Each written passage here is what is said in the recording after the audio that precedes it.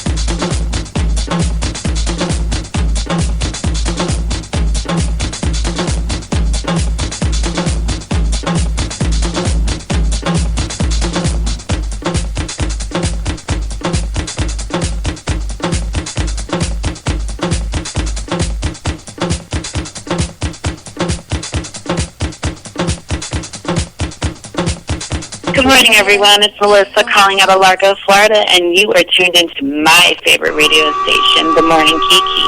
I love it. Don't forget it's going down. 347-709-0655 is the number to dial. You're tuned into BoneSeaRadio.com, the hottest station on the internet nation. Don't you go nowhere. I have the iconic pioneer, Kevin Ultra Omni, coming in soon. We got some exclusive for y'all today. Yes, this is a special edition, and we're just keeping it raw.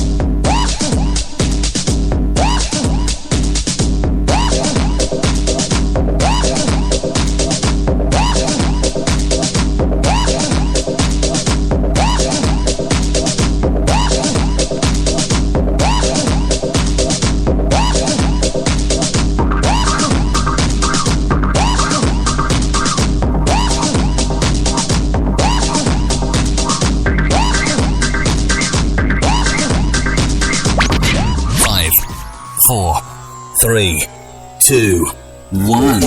This is your DJ in the mix.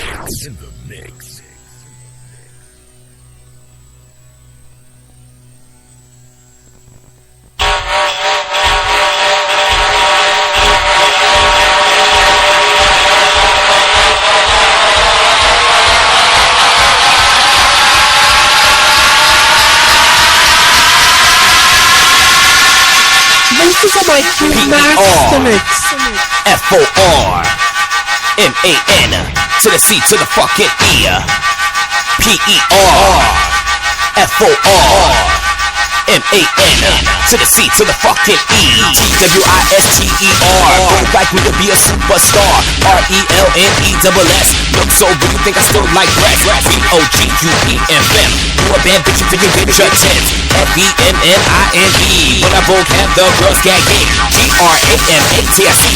You with the girls on C-T-C. K-N-O-W-T-N-Y. You know you walk in so you can't deny. B-E-R-F-O-R M-A-N to the C to the E.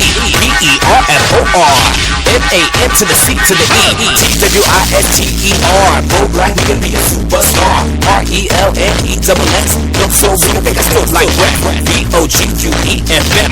You a bad bitch, you get your tens. F-E-M-M-I-N-E. When I both have the girls gagging. G-R-A-M-A-T-I-C. You with the girls on K2C. K-N-O-W-T-N-Y. You know you want bitch so you can't deny. B-E-R-F-O-R M-A-N to the C to the E.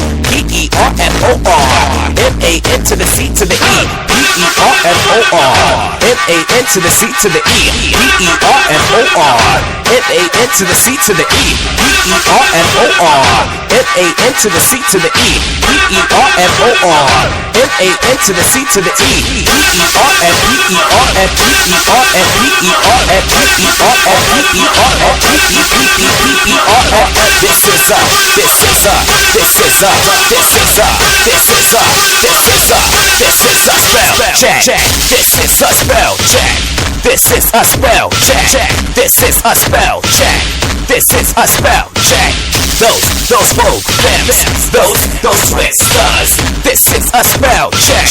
This is a spell check. G-R-E to G-G space E-V-I-S-U.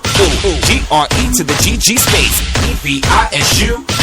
G-R-E to the G-G space E-V-I-S-U. G-R-E to the G-G space E-V-I-S-U. Okay, Mike, that's it. That's all. I'm so tired of spelling. What's up? This is your girl, Ella Infinity. Don't forget, we're about to spill all the tea in the Morning Kiki Show, because every day is a party.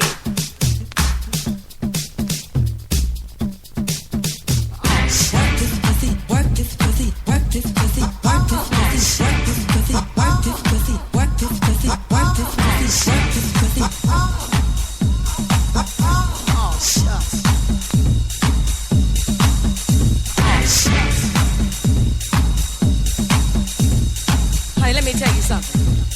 Now they call me an Aquarius. And you know what that means? That means that no man in the world can let go of this Aquarius. You dig where I'm coming from, baby? So like you see, I got something here that you don't ever want to turn down. Don't you want the more? Don't you want the more? Don't you want the more? Don't you want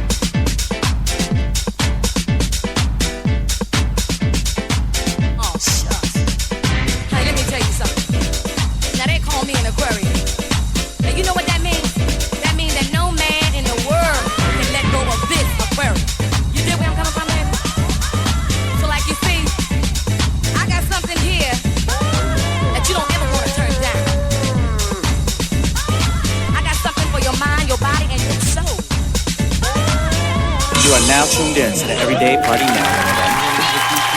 You already know what time it is. D47-709-0655 is the number to dial. You're tuned into the hottest station on the internet nation, BorrowSceneRadio.com. I have the iconic pioneer, Kevin Ultra Omni in the building. Coming up next, please don't go nowhere. We're just gonna keep it raw.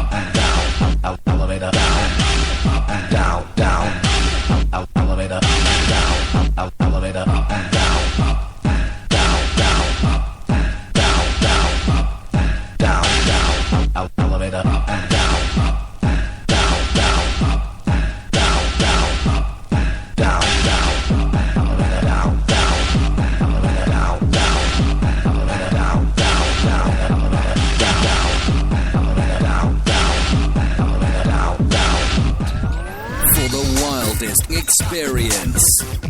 Great music all the time.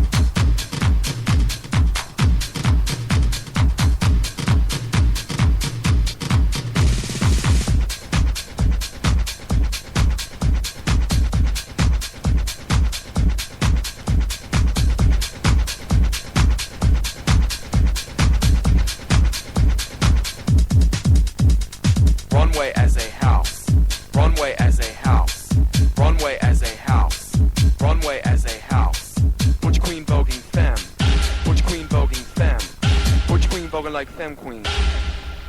Bring it to the runway.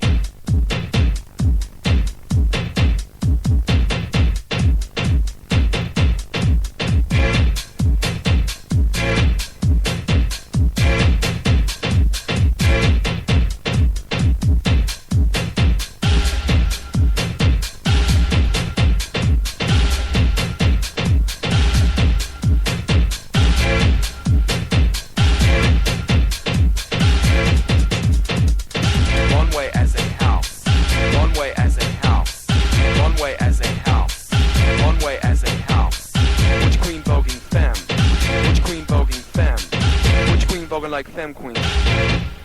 Bring it to the runway.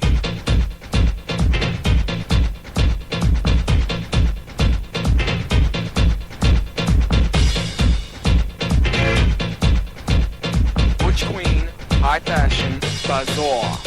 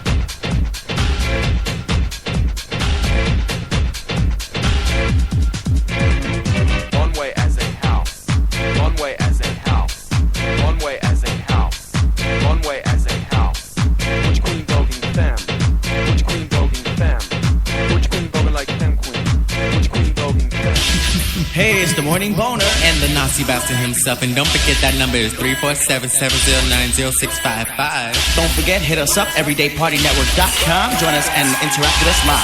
Cause every day is a party. I am your leader, bitch, you can't take my fever. I'm pussy and cut your neither, bitch, I got this stick of leader.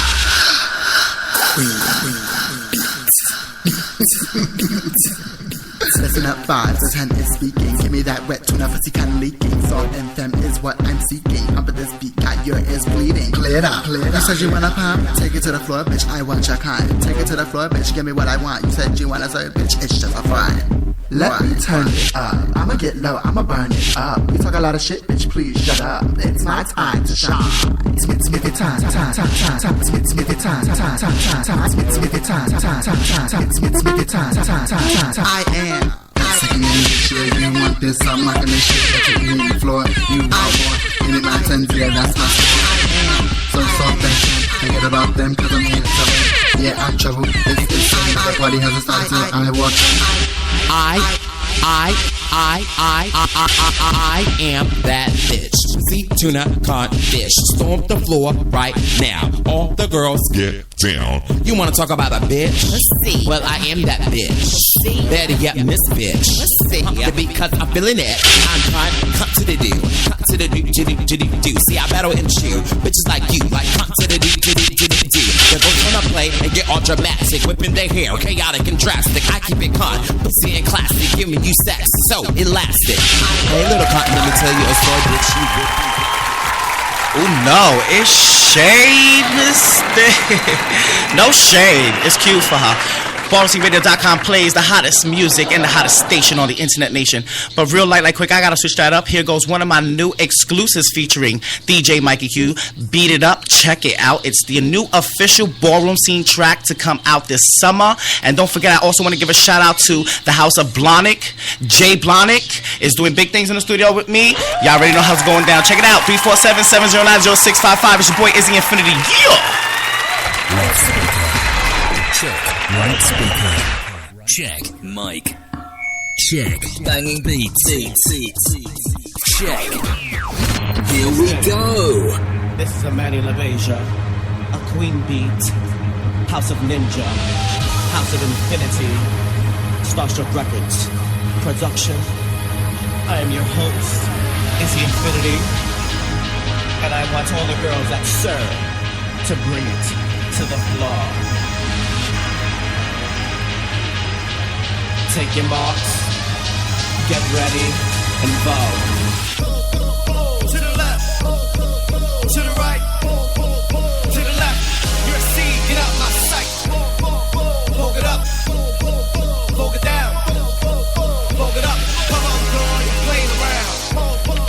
To the beat, to the noise, to the beat. Come on, girl, you know it's not choice. To the right, to the left.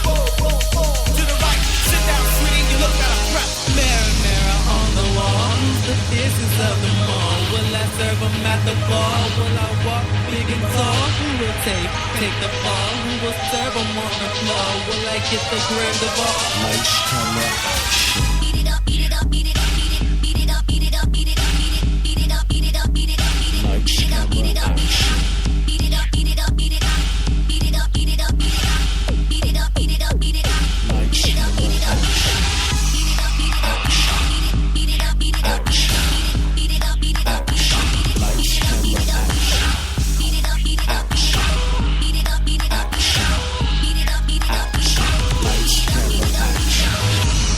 action.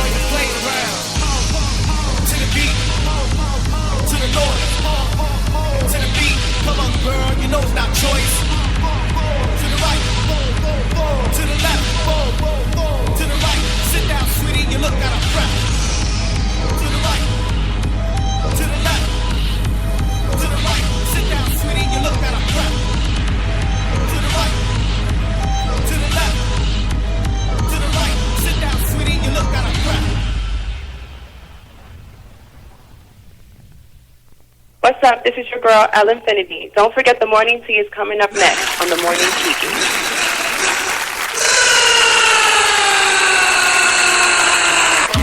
Get ready. Get ready, ready. Get ready, ready, ready, ready. 347-709-0655 is the number to dial. You're tuned into the hottest station on Internet Nation. Don't forget, we got Kevin Ultra Omni coming up next.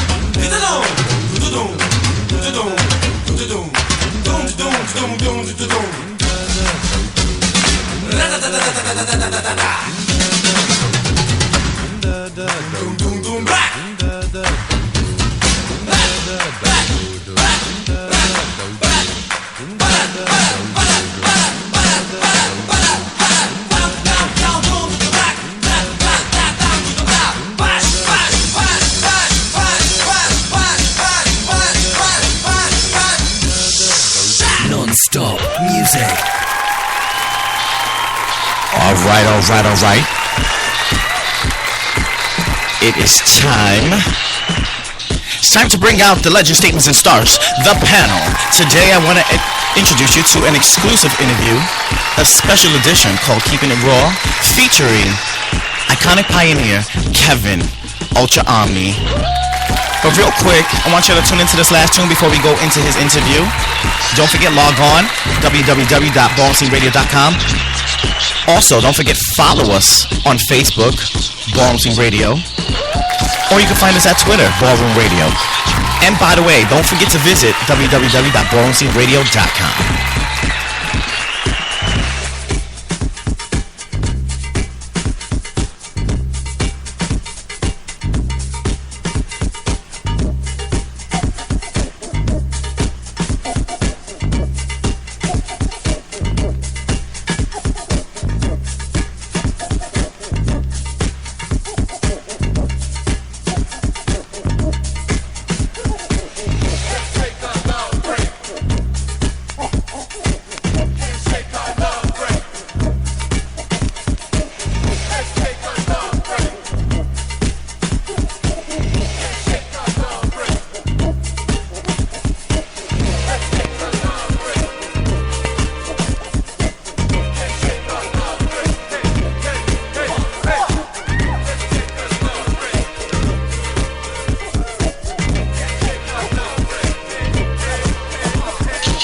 Don't forget to give a shout out to the old school.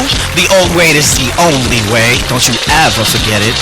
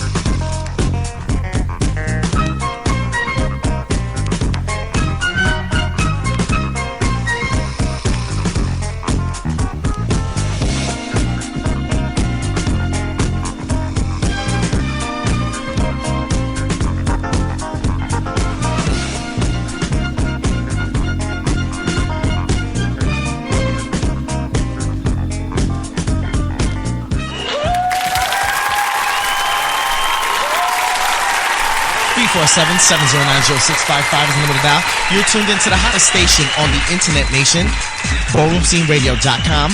I have Kevin Ultra Omni in today. Say what's up, Kevin. Hey, what's up, Izzy? Hey, long time. Whoa, how you been?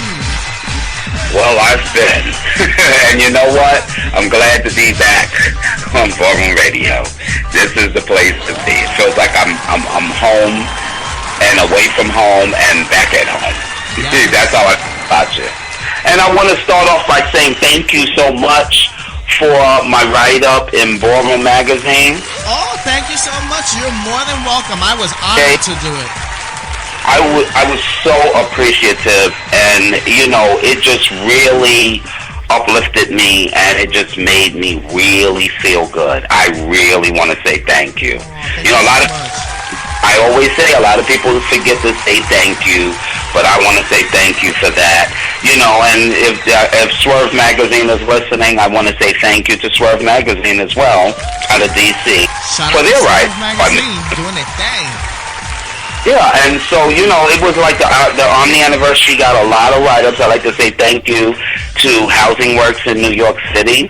They were very supportive of the ball, and like I said, I'm in awe of their program, you know, because they have so much to offer the children, as far as job training and even mental health and dental. You know, it's a lot of things that's definitely necessary and needed in this community. Let's see. Starting off with what's been going on. Well, you know, we had the Omni Convention. Yes. And convention. How was that, by the way? Tell me all about it, Kevin. It was a total success. There was a few moments of irritability, and I'll discuss that because, you know, lately I've had to just say it like it is, and sometimes people don't appreciate that because I'm the great controversial one. But it's controversial, and it's not controversy. You do what you do, and when people speak on it, then it is what it is. Right. No way you can turn it around and say this is blue when you know it's green. Okay. We'll start off with that, and I'm going to start off in a professional manner. The convention was really successful, but I want to start off in March with a situation that happened to me. March 19th, I wasn't feeling well, and I left my job, and I took a cab to the hospital. While I'm there feeling the worst, I'm studying anatomy and physiology exam. Emergency room. So they said I had bronchitis. So I leave there with some antibiotics, and I take a cab back to school. And when I get back to school, and by the way, I passed that test with a 74, which was amazing because that's how bad I felt. Congratulations. You know, and physiology is very difficult. Yes, it is. Anyway, that was March 19th. The 20th, I wasn't feeling well. I couldn't get out of bed. So this is my first time not going to go to work or go to school or anything. That Friday, March 21st, I felt a knot in my chest. I said, well, maybe this is not bronchitis. Here I go being a doctor analyzing myself. Wow. Let me see if it's pneumonia. So I go back to the emergency room through a cab ride, and I'm there for 9 hours in the emergency room. They're doing the EKG. Have me on heart monitors. They said that I had a attack. A heart attack? So on March 21st, I had a mild heart attack. Oh, no. Okay, so now we're going to just let you know that that's where I am at March 21st. Needless to say, there's some continuation behind that dealing with health issues. Wow. Health issues are private, but you know what? I like to share my situation because life is really short, and you never know what tomorrow may bring. So, you know, one day you're having fun, and the next day you're in the hospital with IVs in your arm. It's not a cute thing. You know what I mean? Okay, so the convention started Saturday, March 29th. I was feeling the worst because I just had this mild heart attack on the 21st. So now I have, you know, to push myself, pull myself together, and I got to make it to this opening ceremony at the Shishama Gallery in Harlem. Well, when I get there, everything looks nice. You know, nice crowd. A few old school people that I hadn't seen in years were there.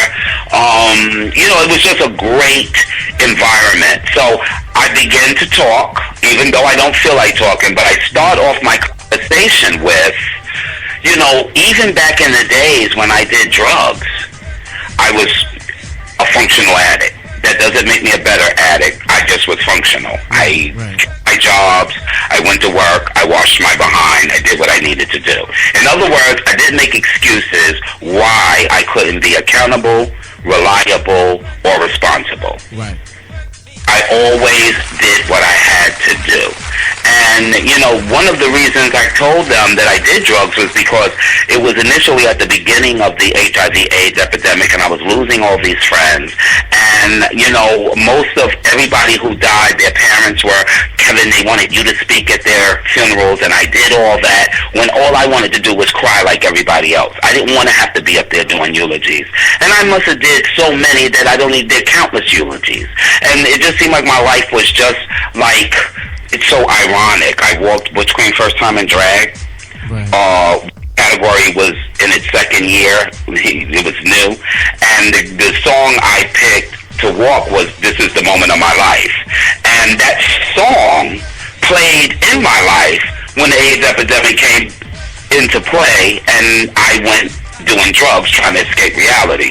It said, I packed my bags to get stuck out on the highway, and my love just ran away, and my life just felt like falling rain. You know, it was the moment of my life. Wow. And how weird I connect these things. I've always been able to do that. But yes, it was hard dealing with these deaths. Like, they were coming nonstop. And in the 80s, anybody that got AIDS or HIV were destined to die because of the AZT.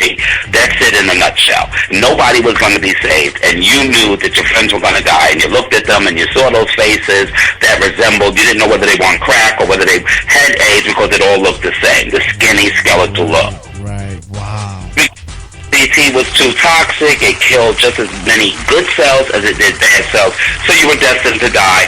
And then later with the cocktails in the 90s, blah, blah, blah. So now I'm back at this opening ceremony, and I'm explaining to people about how I'm feeling and what happened with me with my mild heart attack, how it took everything and in prayers and the people in church and my godmother putting me on the prayer list that I made it to the Omni convention the very first night.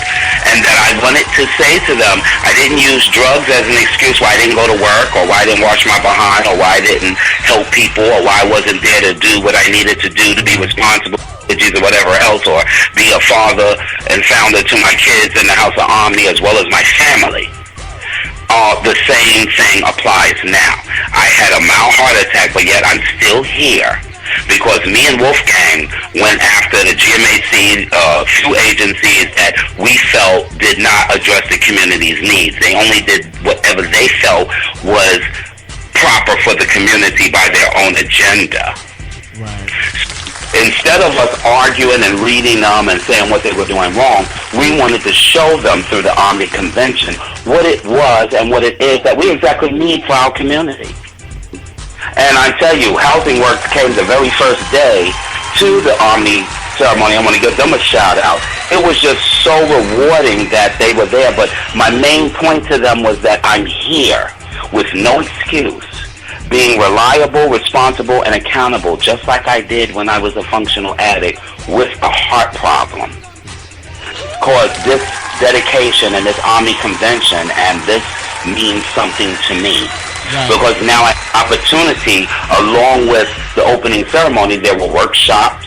I didn't come back for all the workshops. I know the voguing one was on Friday, the movie night with both movies, which was How Do I Look, and the first ballroom, as we know it, movie that came out, which was Harlem Fantasy, and they called it TV Transvestite. That was screened on, I believe, that Tuesday. And then that Wednesday was Women's Night. Trans men, transgender, and I met some wonderful people there. I want to give a shout out to Miss Brooke. Oh, wow. She wanted to come and sit next to me while I was up there talking.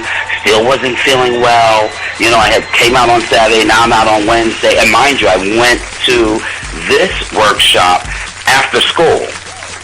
Okay? So I'm still feeling weak. I'm still feeling tired. And when you have a heart condition, you really will never feel the same again. Wow. You know, energy level is down. And then when they put me on all these new medications, my body is still now trying to get used to them. You know. Sorry to hear that, Kevin. Oh, you're sorry. It's two parts to that, because one, you have to physically get up and take these pills for your heart, and it's like your ticker is having a problem, and then at the same time it's depressing. Who wants to take pills, you know? Yeah. So anyway, now I'm at this, and I want to give a shout out, and at the same time I have to call it like it is and tell it like it is. The Wednesday night was presented by Monet Ebony. You know, she did the females and the transsexuals and what have you. She did an okay job. I personally was a little upset because when I got there, she was charging $25 admission. Wow. That was a no-no. The Omni convention was supposed to be free for the whole entire week. Wow. Needless to say, she was also selling alcohol, which at the art gallery, unless you have a catering license, you don't do that. What?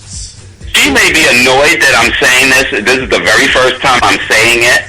And then she charged the Omnis $5 for a donation. So we don't, I can't tell you where the donation went to, because it didn't go to my burial fund, that's for sure. But, you know, I guess she did pretty well off the Omni convention for that Wednesday night. Wow. But I was just... amazing. I can't believe that. Well, you know what? Believe it, because that's the world we live in, Izzy. Definitely. You know. But I will... And you just said it right.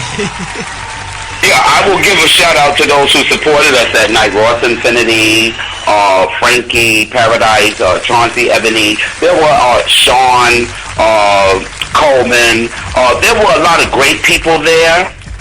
You know, and it's unfortunate that, you know, some of those things transpired. I felt bad for Wolfgang, because Wolfgang got us this space. This space was donated to us for the entire week.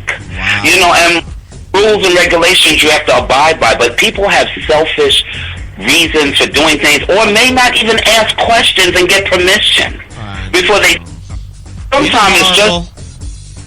You know, so anyway, we're going to get past that, but we're going to say... Shout out to Wolf Omni, by the way, for getting the location. He did a wonderful job. Now he'll be landing at the airport, because he's been in Germany since the Omni Ball. Oh, wow. Not since the Omni Ball, he left a little after, but yeah, so the convention went off with a hitch. It did, you know, target areas of need. One good thing about that night was I met Brooke, who's a transsexual, and they were talking about the transsexual who got killed earlier in the year. And I forgot to mention that I had received an award from Al Sharpton in February, and I did mention it on your show, I believe, that I was getting the award. But the award basically was for my representation of the LGBT community, and it was respect to that same transsexual who had got killed. You know, and what Brooke was telling me was that she would love for me to give her my support, which I fully do. She just didn't understand all my situations with my health lately, but I did send her a recent email letting her know that I'm a man of my word, and I do want to help the transsexuals, the trans men community, because they need to have support. They need to be recognized. If we don't help them, we don't help ourselves. Right. I definitely agree with that. So I can't wait to start working. You know, they were doing a show called Visible and just doing things to be visible. So, you know, love to my transsexuals, the trans men. I'm Kevin Omni. I'm going to be there for you, and it's not going to be about talk or, oh, wow, they came and supported me during the convention or my ball. But I want to reach out to that community and be a part of anything they need for me to do, even if that's just to be a spokesperson. Holla. You know, do that as well. So, yes, it was really a lot of connections and a lot of inspiration that just got me feeling like, wow, yeah, I want to do more. I got a heart attack and I still want to do more. You're crazy. Right, so now we get to the ball. Wow. Before we get to the ball, who are some of the great faces that showed up at the convention? Well, you had Ross Infinity, you had Selvin, you had Frankie Paradise, the DJ, you had Shanti Ebony, you had all these females and different people, of course, the Omnis, Brian Omni, Michael Omni, you know, my European Omnis were there. They came from Marina, daughter Caroline Omni, my son King House came for the Vogue night. I believe Muhammad had made it there that Friday as well for the voguing sector of it. Tyrone Proctor.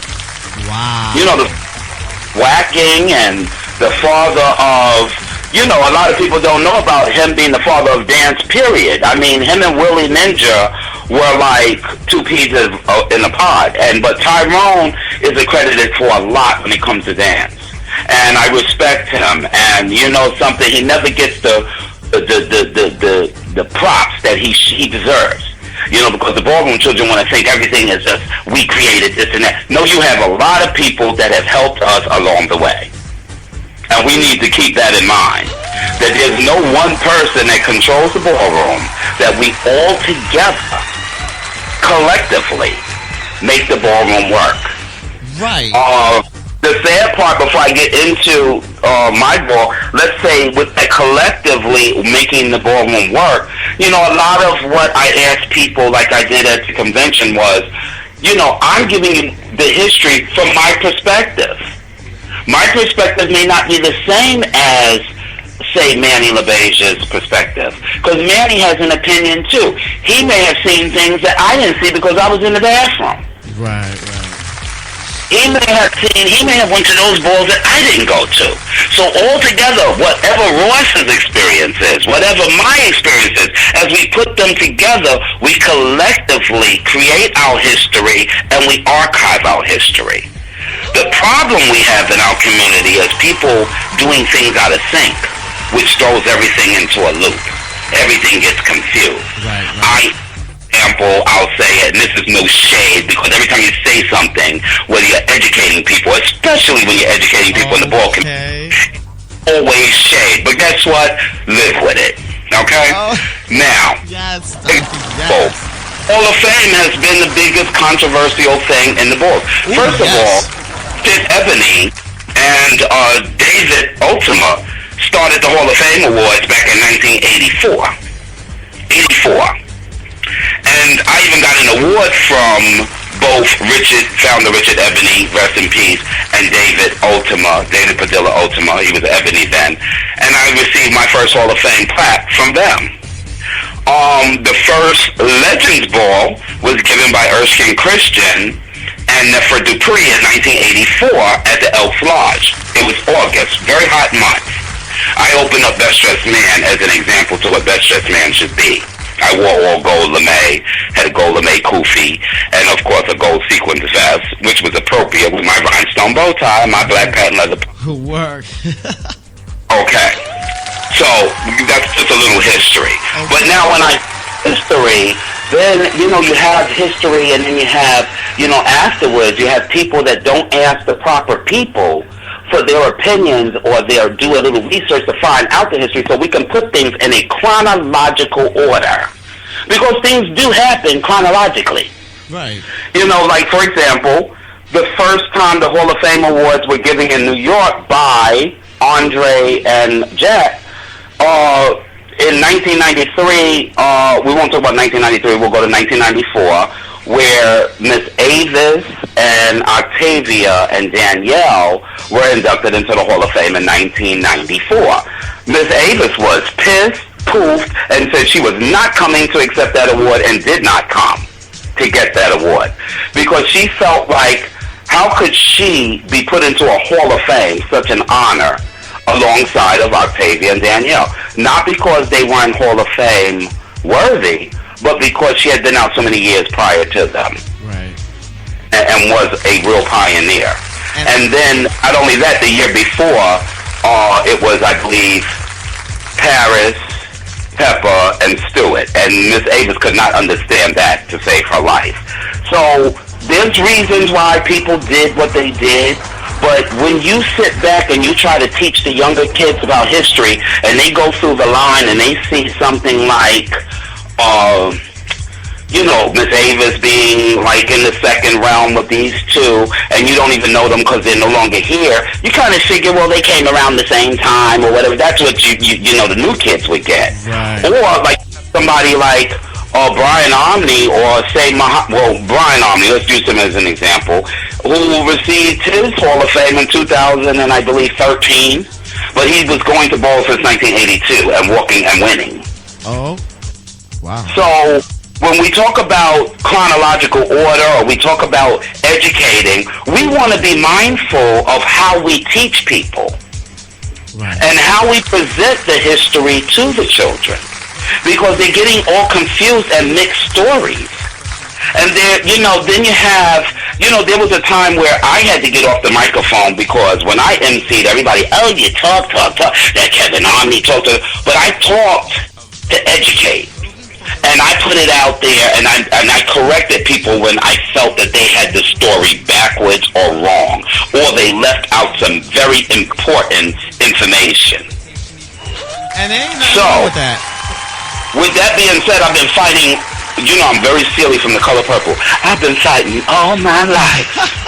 Yes. And it's been trying to educate people and say, like somebody said, oh, well, didn't Selvin start the balls? And I said, you know what? I really got to, and it's no shade. I have a piece of land. And you can buy this land, and it's on the Brooklyn Bridge. And if you don't want that piece, I got some on the George Washington Bridge. All you got to do is give me a couple of $100, and you can have this piece of land. I got anything you want me to sell you. Because if you come up with something that is so profoundly ridiculous, then why would I even want to answer that question? It only shows me that it's not your fault, but someone told you something, or you heard the story, or you learned maybe in another school. It wasn't in a school in America. It was somewhere else. But you learned what you learned, and you can't be faulted for that. What I say to every child, do your research. Ask questions. And, don't take one person on his word. Go and get about 2 or 3 or 4 opinions. I'm sure that's how it's working nowadays. So if you get 4 different opinions, you'll finally come up with some of the truth. Right. You can figure it out. In there, yeah. So that's, my message for people, I think it's important to do your research. I think it's also important to understand that life is very short. So I want to just finish off my health issue. The convention was great. It was unfortunate I had this mild heart attack. I actually, after the ball, I'll talk about the ball, but after the ball, which was that Saturday, April 5th, I was hospitalized again. What? From April 8th to April 11th. They said I had congestive heart failure. If you open and close your hands real fast, that's how fast your heart beats. It beats 50 to 75 milliliters of fluid, of blood. Mine was only, crippled, and it was only beating 10. So therefore, the blood was backing up into my lungs with the fluid and making me choke. I came home on the 11th on all new medication. I also have a long way to go. I'm not out of the woods yet. I couldn't even make it to Porsche. I couldn't even make it to Porsche's memorial, April 11th, because I'm just being released from the hospital. So, I'm thinking about her memorial. I'm thinking about me being released. Then I learned from all the doctors in my school that the highest mortality group of deaths is from 50 to 59. If you make it past the 50s, you're pretty good. You're pretty all right after that. Wow. But from 50 to 59 is when you have the high blood pressure, the diabetes, the strokes, the heart attacks. All of that happens in the 50s. So you really have to make it out of the 50s. And then when I look at it, Avis Gonzalez passed away at 51. Pepper passed away at 53. Dorian passed away at 56. Miss Portia just left here at 58. Paris just had was going to turn 60. So I'm looking like, and then here I go with a heart attack. Wow, Kevin. Oh, life is short. And one thing that I came to realize is that I loved all of those people who are no longer here. And I praise them all the time, and every chance I get, I tell their story, and I share, like I even shared something at the convention. I was telling them about how Miss Avis, when she got to the point where she was sick, she would send me back and forth to the stores because she lived around the corner from my mother. She lived on 157th in Harlem between Broadway and Amsterdam, and my mother lived right in the senior citizen building on Amsterdam and 156. So long hill to go down to the store, and we're talking in the month of August with it being hot as hell. I would go to the store and I had to imitate Miss Avis. I come and say, Kevin, I'm telling you, I want a free cholesterol-free Nabisco cookie. Now I'm looking like, oh woman, I gotta walk all the way back down this motherfucking hill to get you some cholesterol-free Nabisco fat-free cookies. You didn't say that when I walked out the door. But I argued with her. I went ahead on and got her what she wanted.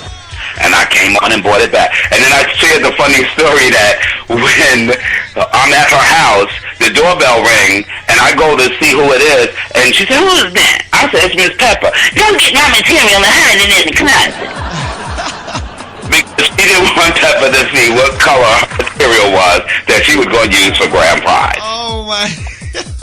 So, I mean, I have nothing but fond memories and good memories, and I sat down many a day listening to stories, and I remember me and Pepper walking I would see Pepper get off the bus, and, I would walk with her on Amsterdam Avenue to her doctor's, and, and we would talk and talk and talk, and I remember going to Dorian's house. I used to play cards on that same chest they found the dead body in. Wow. We used to play spades. I don't know if you know the story. Well, how did I know there was a dead body in there? Baking soda really works, but that's another issue and another story and a whole nother show. Yes, actually we had David Ultima tell us about the story of Mummy Dearest. Yeah. Yes, that was a legendary classic episode. The irony is that when I came to the club Better Days in 1970, the ending of 74, beginning of 75, it was me, David, C-Hag, who we call Tony Ovaness, Ebony, and Paris Dupree, who was Robert Isaac. We all became like the Four Musketeers because we all went from the clubs, and then Richard Ebony and Larry Ebony. And we would always go to the clubs together, the garage together. We would go to the house parties together. David and C-Hag would come to my neighborhood. Me and Paris Dupree used to meet all the time and go to Sally's and Sally's Hideaway and the Blues Bar. And, and this was before Paris started Dupree in 75. Really? And you know what? I'm telling you, those were the days. And we would leave Better Days and sometime and then go to the garage, or we would leave Better Days and go to, like I went to my first ball, like Sir Michael Boone's ball. Or we would go, David would have us get in the cab and go up to the staircase.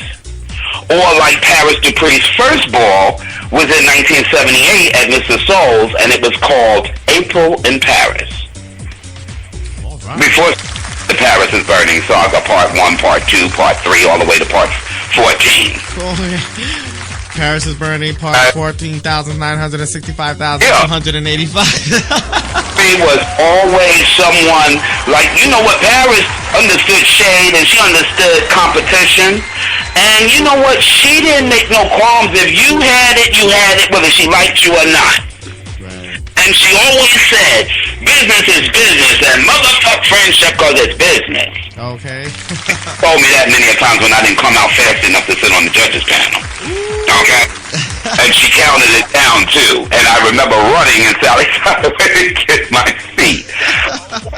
So now here we go at the 35th Omni Anniversary Ball. First, when the children came in, I think that they all were pleased.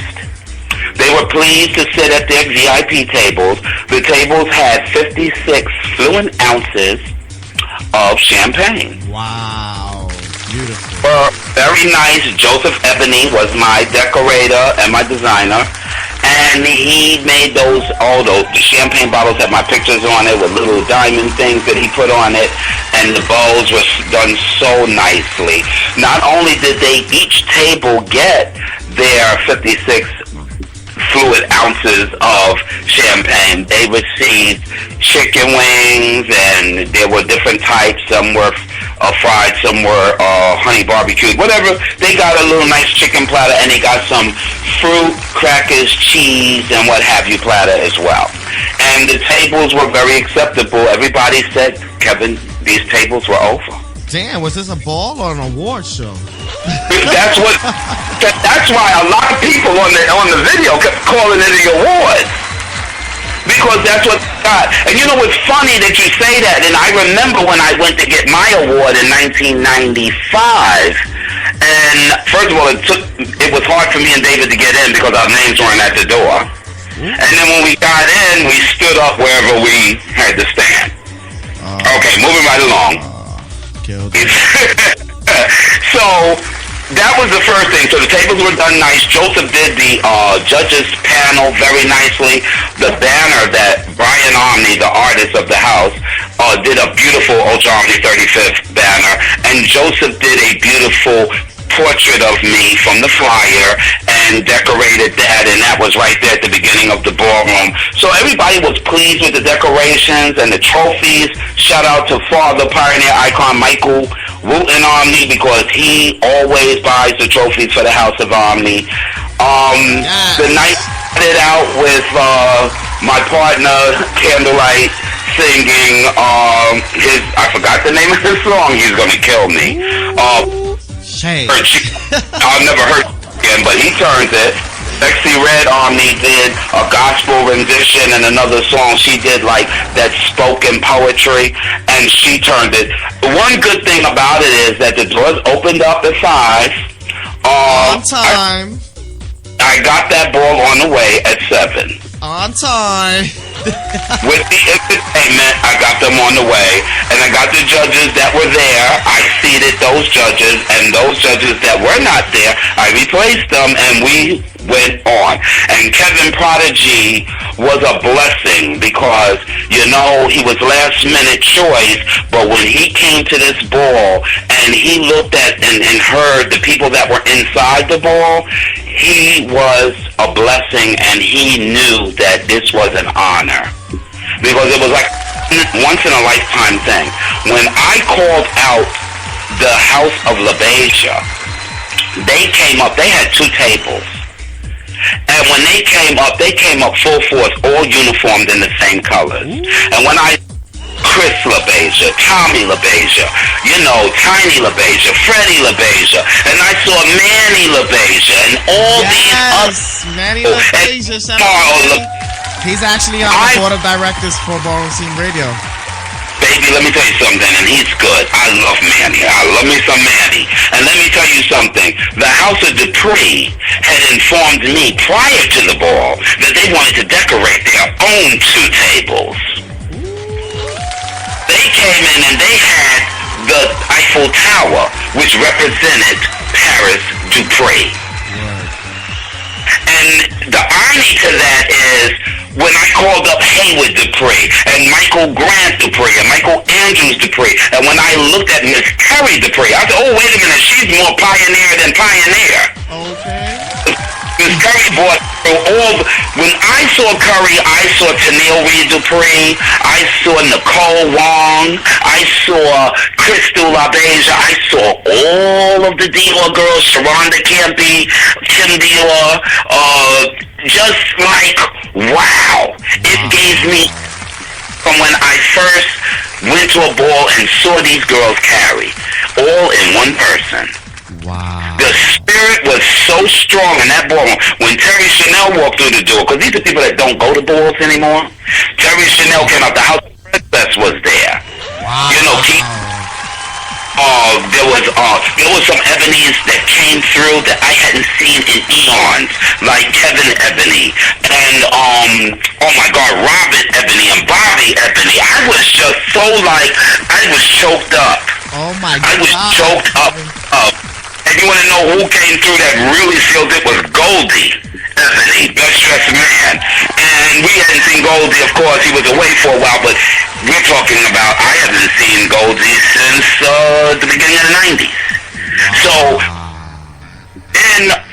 who was there but the Godfather, not just Godfather, but the creator of the category, Butch Queen-Face, earth-shaking, breathtaking, Erskine Christian. And a lot of know this, that he's not only Erskine, father of the House of Christian, but Christian is his real name. So his real name is Erskine Christian. That's hot. And he brought a few of the old Christians that I couldn't even remember, but I knew their faces. And when I turned around and saw people like Brenda Holder, who is Brenda Milan, who was, well, when I met Brenda, you know, maybe Brenda don't get mad, but I met Brenda when she was Bruce, and she was Bruce in East New York. It was Bruce Essence. It was Brenda, Bruce. Well, it was Bruce Essence, then it was Bruce Princess, no, Bruce, Brenda Princess, then Continental, then Milan, but whatever. But anyway, when I met Brenda was, and I met Kim Pendarvis, who was Kim Essence, and I met Dennis St. Laurent, who was Dennis Essence. So it was Dennis, and Ronald LeMay was Ronald Essence. All of them were in the House of Essence, which never really made it to the ballroom, but that was back in 1981. Kids. And I love Brenda. I loved her when she was Bruce. I love Ronald. I love Kim. I love Dennis. But I had to curse all of them out, of course. I'm gonna trying it. You know what I'm saying? And I'm trying to teach them, and you know they're hard-headed. But we had a family, and I loved them. And I loved that time with Ronald and meeting Kay Bourne, who's his brother. And, you know, we have a lot of history. And when I looked around that ball and I saw all that history, I kept getting emotional. Here I am not feeling well, not even knowing that while I'm standing here April 5th, that I'm going to be hospitalized on the 8th, on Tuesday, from that Saturday with congestive heart failure. Wow. That I'm actually here looking at everybody that started the balls, pioneers that really created everything, that they were there. Wow. And I felt like anybody that wasn't there were the ones who are no longer here. Wow. That was a blessing. When I turned around and I looked and I even saw the smiling face of Richard Ninja, I was like, that's my baby, because Richard always has supported me. Him and Javier, Benny, and all of them. Wow. You know, and I don't know if many people know this, but I'm the only one, I believe, unless I get corrected, gave a ball with Willie Ninja ever. And our ball is 2005. And you know what? I will never forget the love that I shared with Willie. Me and Willie met in 1982, but we didn't know each other until 2005. Wow. That long? That long. That's because he was a private person and so was I. Wow. And we were, you know, understanding who each other was, but he went his walk, I went my walk, which I'm not saying he did a good walk. Right, right. You know, and many a times I wish, oh my God, you know what? I could have called Willie.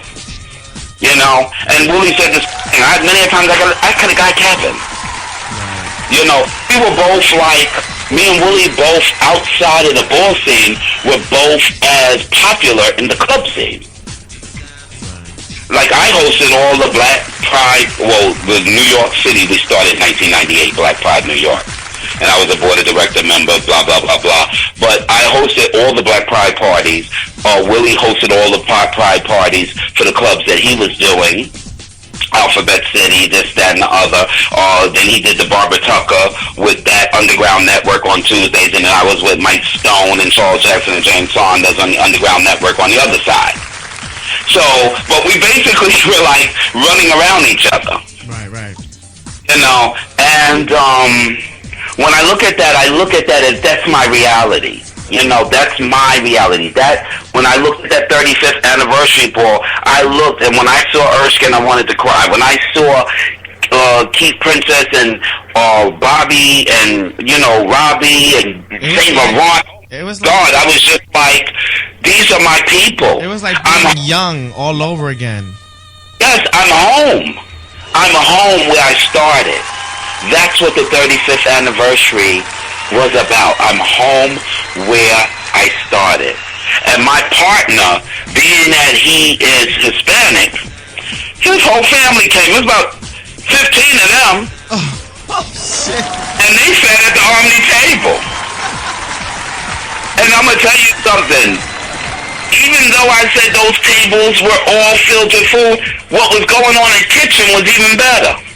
The macaroni and cheese, the catfish, the fried baked fish, the chicken, the this, baby. And you know what? Guess what?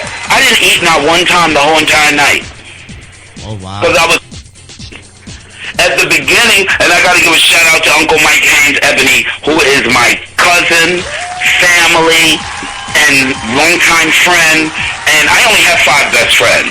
I name them Wolfgang Bush, who we call Wolf Omni, Brian Branch Omni, Michael Wooten Omni, Uncle Michael Haynes, and my best friend Joseph Rivera Smith down in Florida. But I just acquired 2 new people in my life, Sexy Red Omni and John Roman, Candlelight.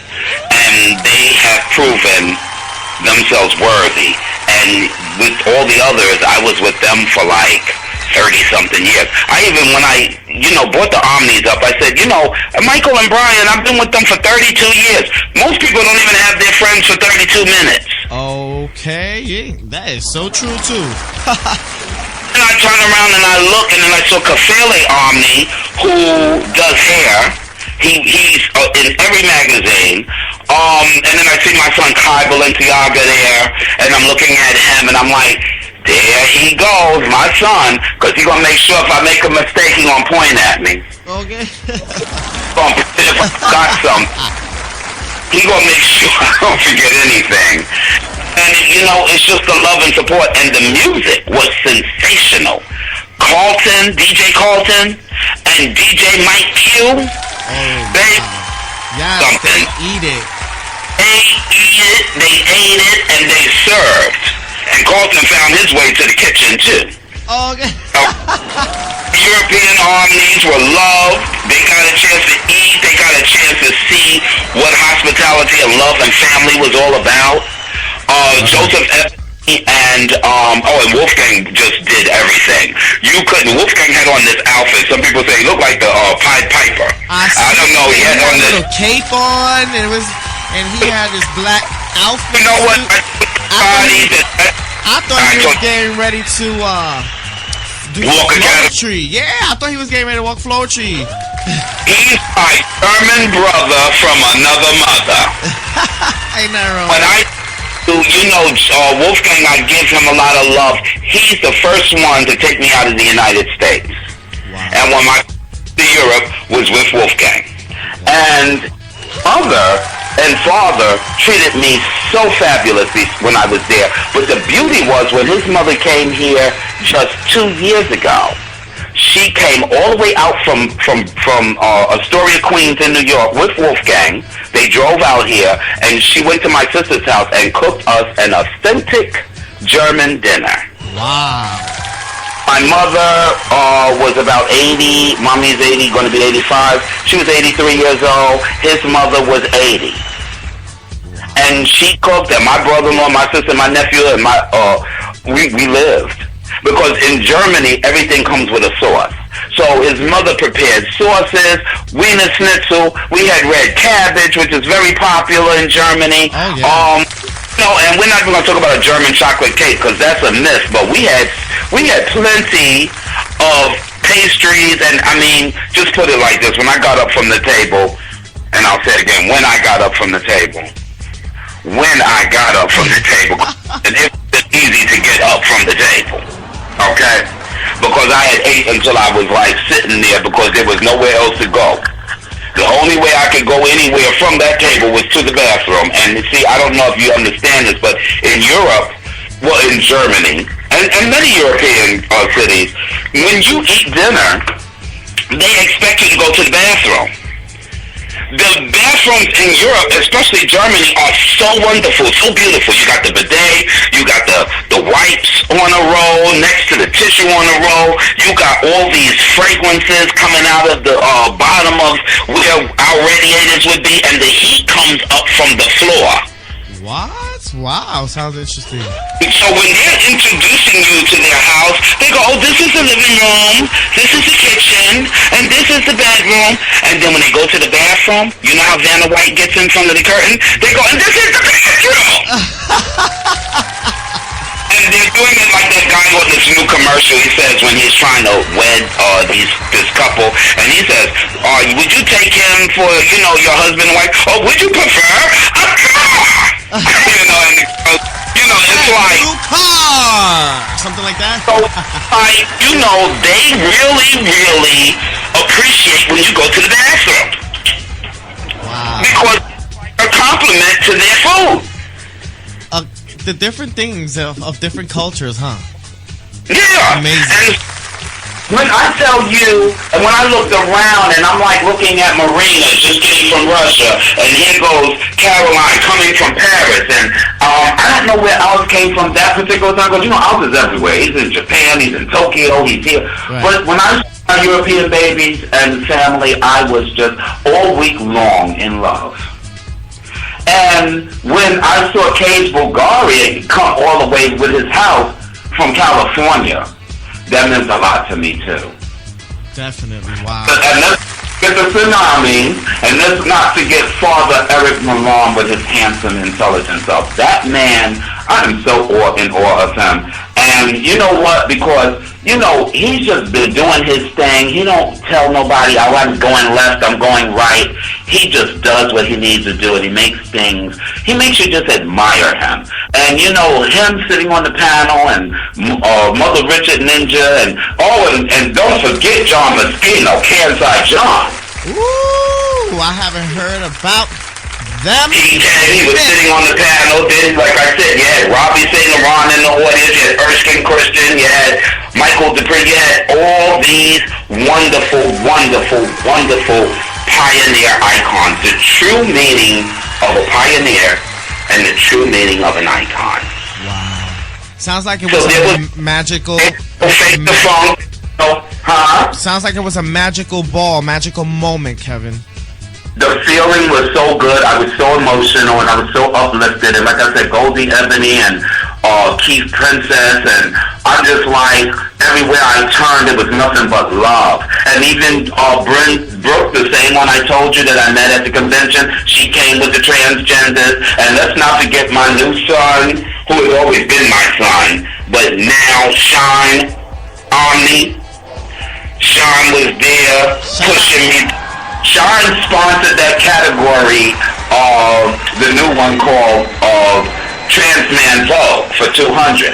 And this one trans man kept asking me all night long, is the category going to be called? Is the category going to be called? I had the first half, the second half sheets already put out, and his name was AJ Camencia. That's the name of his house from Philly, I guess. Right. And he looked so real at the same time. I kept saying to myself, why is this boy bothering me? Okay. And then you guys, man, he wants to go, and so he did, and so he won. So shout out to him. Shout out to Freddie for bringing it for grand prize for the Space Age Illusion category 2014. The women's performance was over. Oh, and mind you, even though Monet Ebony did what she did at the Omni convention that Wednesday, charging people and stuff, which was a no now. Right, I remember. She didn't even show up at the ball. Ooh, no. So, that's neither here nor there. Just wanted to mention that for the record.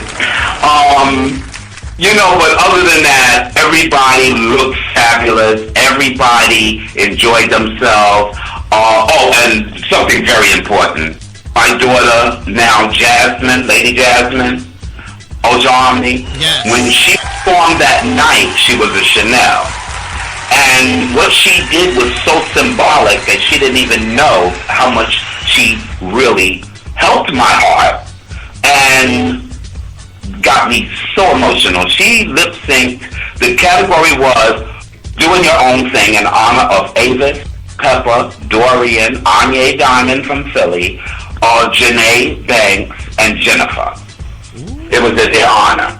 And it was for $500. Well, Jasmine the only one that walked, but the song she did was by Theatric Hicks that Paris Dupree was iconic for. And when she said a star fell down from earth and landed in my eye, that made me almost fall out, because Paris did that song one year, and I was in Philly, and I was standing at the end of the runway, and she was in front of me singing it, and tears came out my eyes, because we had a hard day that day. She had chicken wings and everything. I gave her Omni Ball in Philly, and it was a difficult time. It was 1995, and I had already given a ball in 1995 in New York, and gave one in 94, and I was just balled out. And this particular time, the kids I was working with in Philly were like not very cooperative, so I had a hard day. And when I got to that ball, like Paris would always make me, like that part where it says, everything I do for you, baby, is right there in my eye. I fell out. I was crying and boo-hooing like baby. So Jasmine did that song at the 35th Omni anniversary ball, and that took her out the house of Chanel and put her in Omni. Wow. Okay. Moment. And not only that, I'm listening to the song and looking at the Dupree table with the Eiffel Tower. Oh man. And all that must have been hard. Paris is standing right there saying, I'm gonna make your ass cry again, bitch.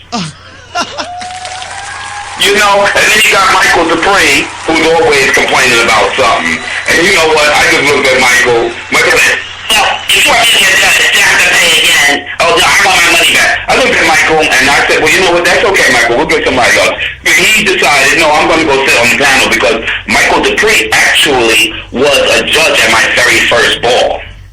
Wow. In 1993. And not only that, when I looked at Michael, I looked at him just like you would really look at a real brother and said, Michael, be nice.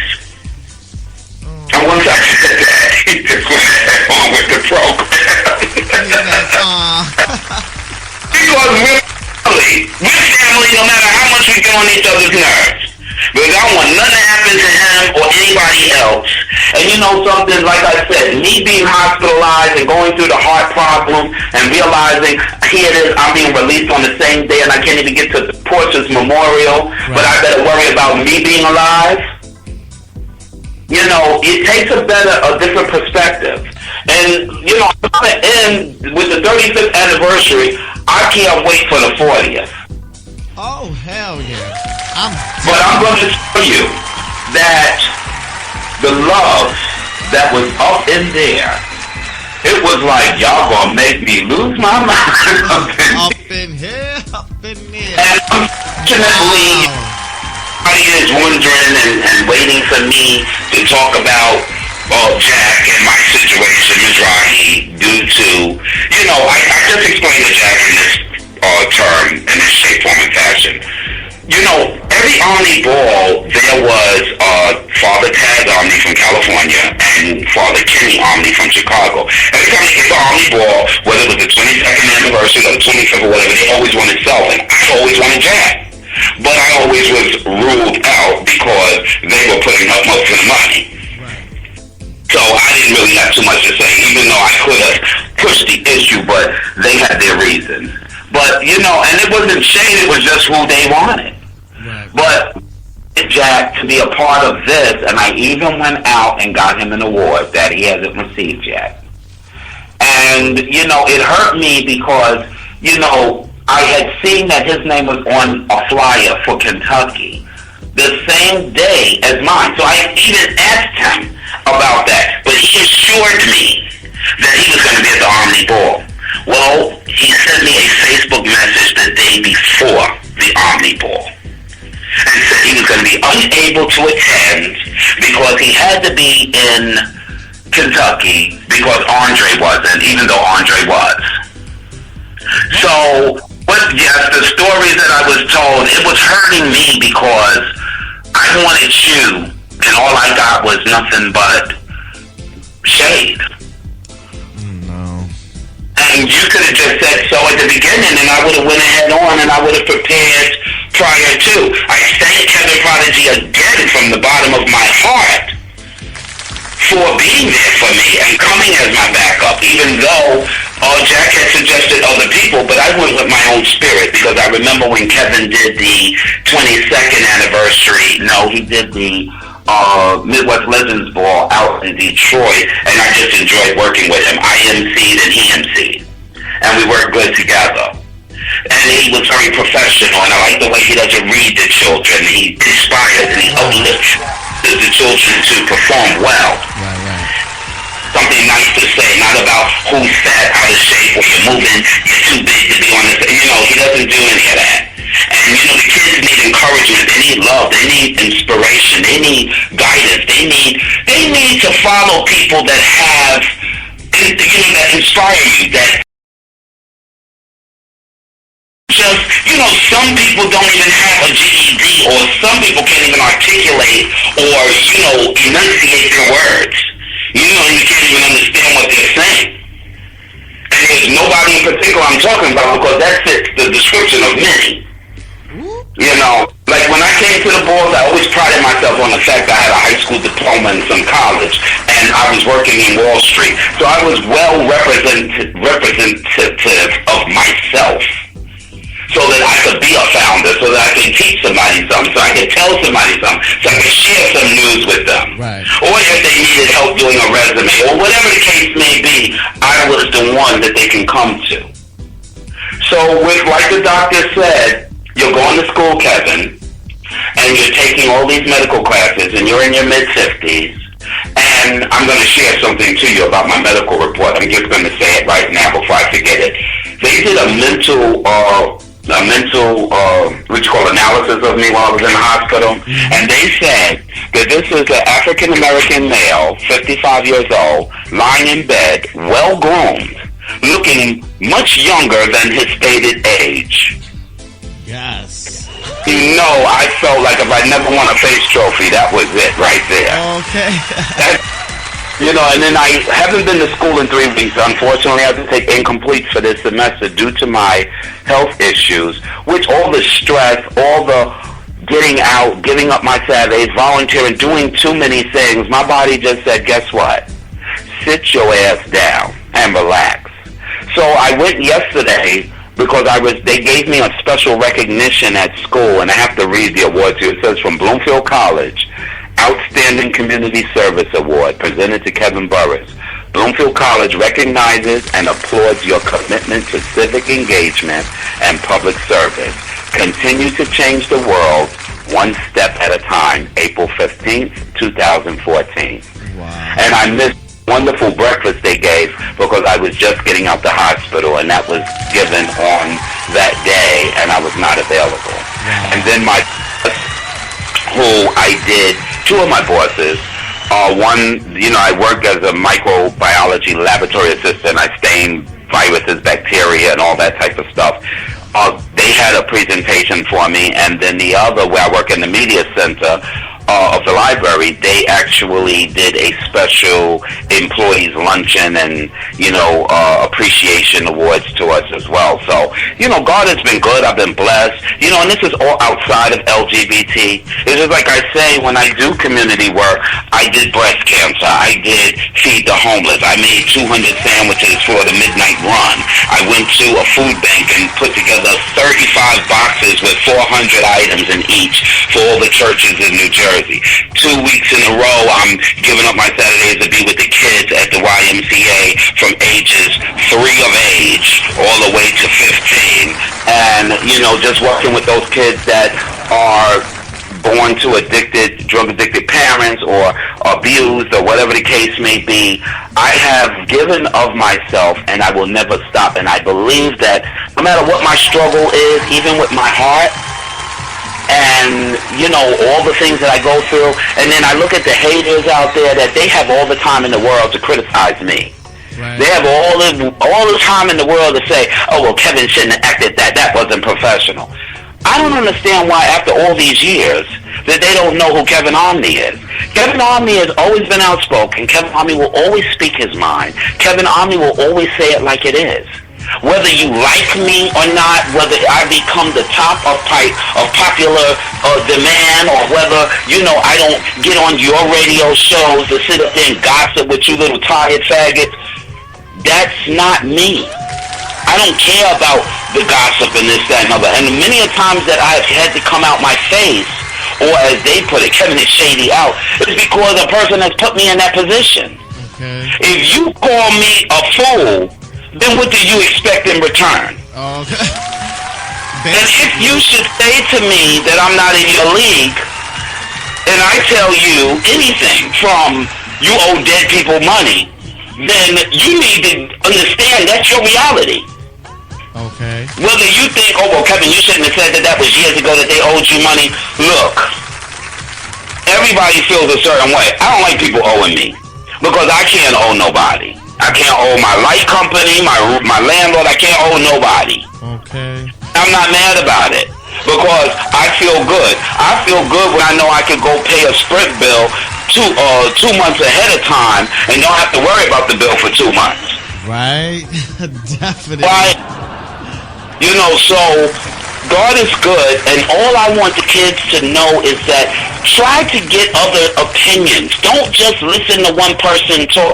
And when it comes to commentators, be mindful of doing what you're saying on the microphone, how you're encouraging kids. Stop discouraging them, and stop putting them down, and stop making them feel intimidated.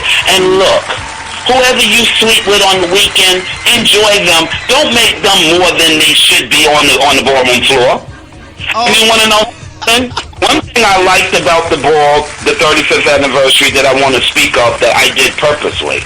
I was not going to do legend statements and stars. I was not going to sit up there and watch everybody have to sit there and look for 2 hours or 3 hours of just people walking back and forth. Okay. Why should everybody get there at a certain time? They have to wait forever for the ball to start, and then they got to sit there and look at you calling people out for 2 and 3 hours. Am I on the LSS list tonight? Okay. Oh, what?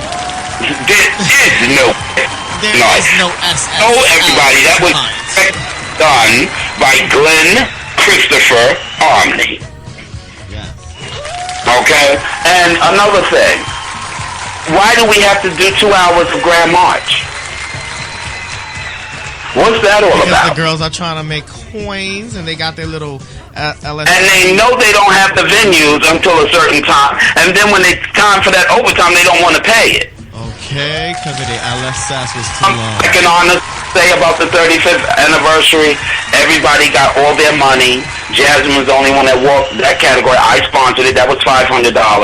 The $1,000 went out for grand prize. The $1,000 went out for the house with the most trophies. Everybody got their money. And the people that reneged on me, that didn't come through with their money, and I won't call their names out, which I'm being very nice. Okay.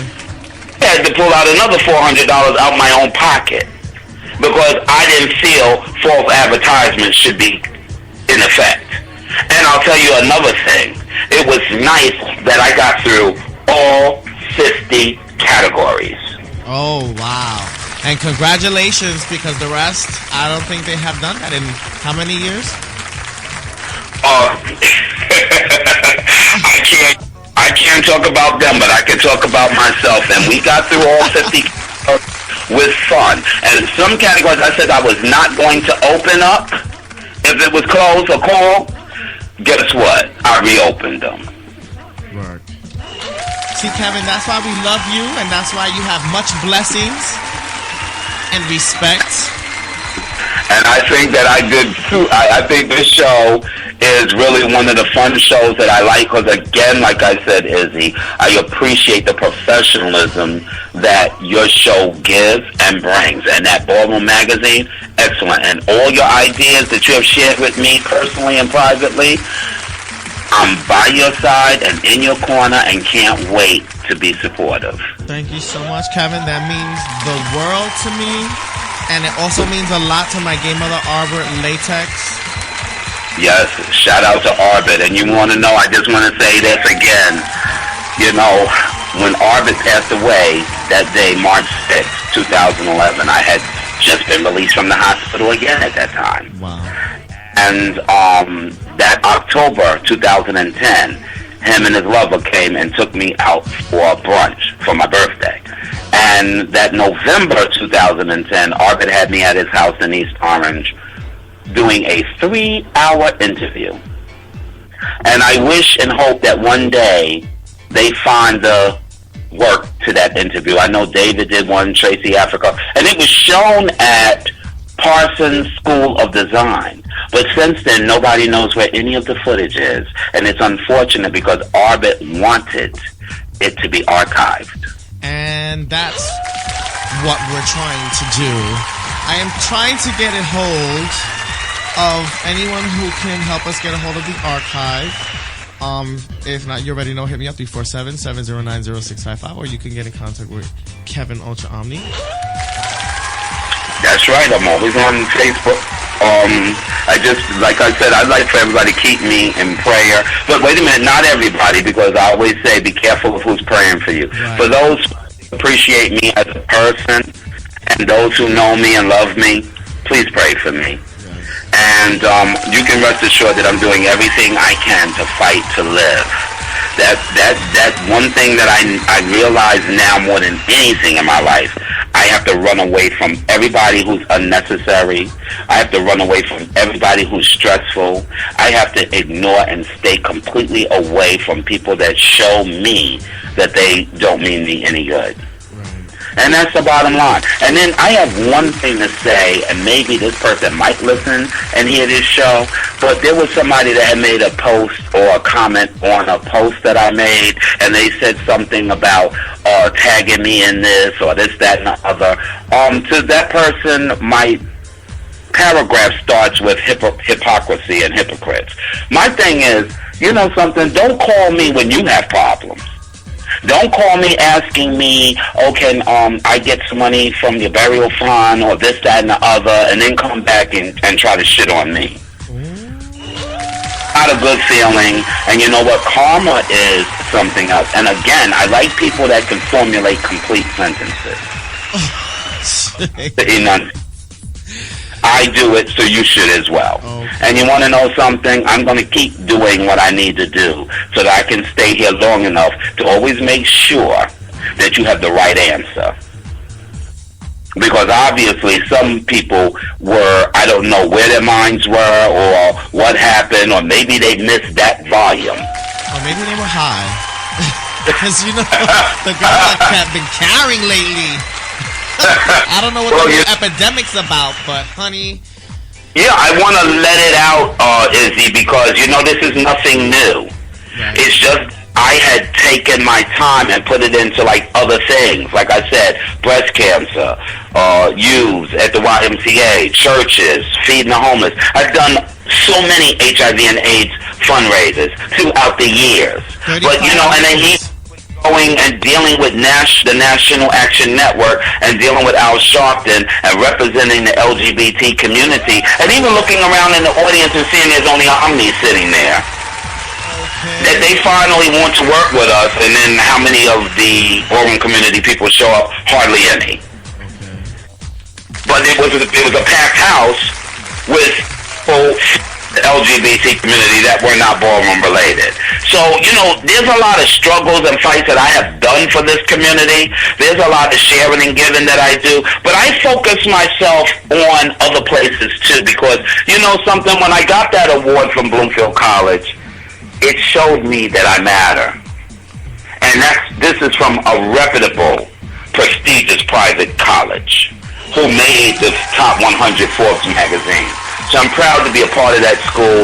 I'm proud to be a student in that school and an employee of that school. And all my volunteer service, I'm proud that they said thank you. We notice you. We applaud you. We recognize you. Wow. And they know that I'm changing the world one step at a time. But with all that, I had to slow down a minute because my health is like I was trying to be Superman. You know, and Batman. Well, it's hard to try to save the world. You know what I mean? It's like you said, one step at a time, one step at a time. One step at a time. And you know something? Right now, Izzy, I'm just focusing on getting better. Because you know what? I want to be here as long as Jehovah God has more things for me to do. Right. And I want to be here for all those haters and all those people that I get in their way. I get in their way because I tell them, baby, it's done this way. You know how you say, tie your shoe that way, or listen, when you stir this, you have to stir this that way. Do it this way. This way it'll come out good. All I'm here to do is encourage, not this. And for those that always want to throw what they think is shade, their attempts of shade, you know, don't waste your time. With the late shade. I'm too old. I'm too old. The late shade. I have to tell you, if I like you, I like you. And if you have bad breath, you have bad breath. And that's it. And that's blue and that's not green. And that's how it is. Let that be a let that be a wrap. Kevin, I thank you so much. And I thank you, Izzy, once again. And anytime you need me, you know how to reach me. Down. I will always and forever keep you close to my heart, Kevin. I love you so much. You are the best. You're one of my favorites. And, thank you. And I definitely feel like you are a great positive role model to the ballroom scene. And, you know, I just want to let you know that because a lot of people don't take out their time and their day to acknowledge others. They're always bragging about themselves. And not acknowledging others, you know, because that's just the way, this is the world that we live in today. Well, ladies and gentlemen, once again, I have the iconic pioneer, Kevin Ultra Omni. Thank you so much for having me.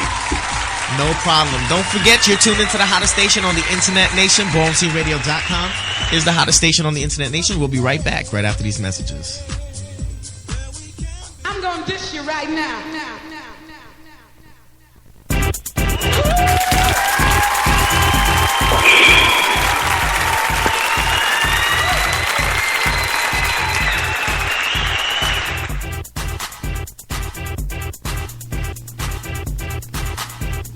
All right, that was a classic special edition, y'all.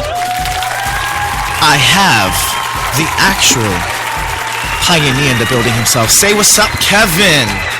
What's up, everybody? Can you hear me good? Do I have good levels? Am I too close to the phone? You sound great, as usual. Well, thank you. You know, flattery will get you everywhere. Oh, thank you. I appreciate it. So, how you doing? Oh, I'm good. I'm definitely doing better. How about you? Well, let's see. I'm alive. Right. Yesterday, a blessing for me. I had been to my school, and you know, in my school, it's a private college, so they, you know, for summer school, you have to take a minimum of 2 classes, and it's $5,000. And needless to say, they don't give you any financial aid, okay? So, because this semester I had to take incomplete, my school is working with me to finish my courses by the 3rd week of September. So one of my professors who is teaching summer school is allowing me to come to class unofficially so I catch up to the chapters that I missed. So that I missed one test and the final. So that's a blessing because nobody does that in America. Okay? Because that will put me in the right perspective, and after this, I will be considered a senior. Congratulations, by the way. Thank you. And as far as my health is concerned, let's see. An update on that. I went to see my cardiologist, and the blessing was that I didn't have any blocked arteries or blockages, and then they giving me 6 weeks to see how my heart improves, whether the muscle becomes stronger, and I'm praying and hoping and doing everything that I need to do to make sure that happens, because I want to avoid a pacemaker. But if I should get one, the statement would be, imagine if there was nothing I could do. Wow, that's definitely a scary thought. Yeah, it's a scary thought if the doctor ever told you, but there's nothing we can do for you. So I know that there's something that they can do for me. So that's I pray that have to come But if it does have to come, then you know what, so be it. It's something that's going to keep me here. You know, I look at my mom, she's getting ready to turn 85 next month. And my oldest aunt, 94, and the other one, 90, and the other one, 88, and Uncle John's 92. And again, I lost Uncle Fred at 94 last November, and Grandma lived to be 98. So I'm looking at that and saying, you know what, Lord, please send that blessing my way. You know, it's longevity in the family, and I just need to make sure that I take it easy. You know, I guess, you know, when I look and compare, I say, well, the family, they're all straight. None of them drink. None of them, you know, none of them did drugs, and you know, they look good. Walk with canes or walkers. My grandmother never did to the age of 98. And so, you know, it's different. So with my generation and some of the things that I've done in my past or whatever that may have affected my health in this day and age, I just have to understand that this is what I need to do at this point. Which brings me to, you know, a discussion I put up on my profile page about Dr. Seeley. And I just wanted to let the kids out there know that whatever problems you're having, whether you're trans man, transgender, femme queen, butch queen, check out Dr. Seeley, SEBI, health and very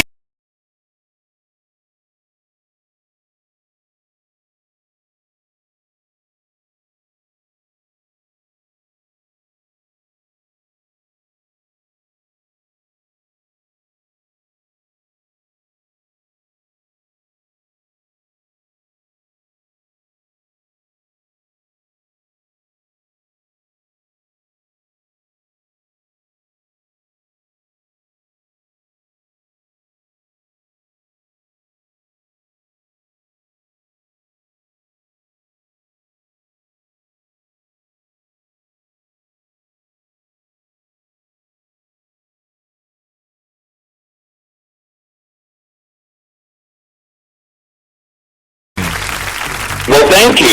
Because I'm always looking to, you know, direct people in the right direction. You know, and you know, I just want to this is called Kevin in the Raw, so I want to be professional. But if I should sound a little harsh or brash, it's not because I have anything other than love in my heart. And right now my heart is an issue, so I'm really speaking from the heart, literally.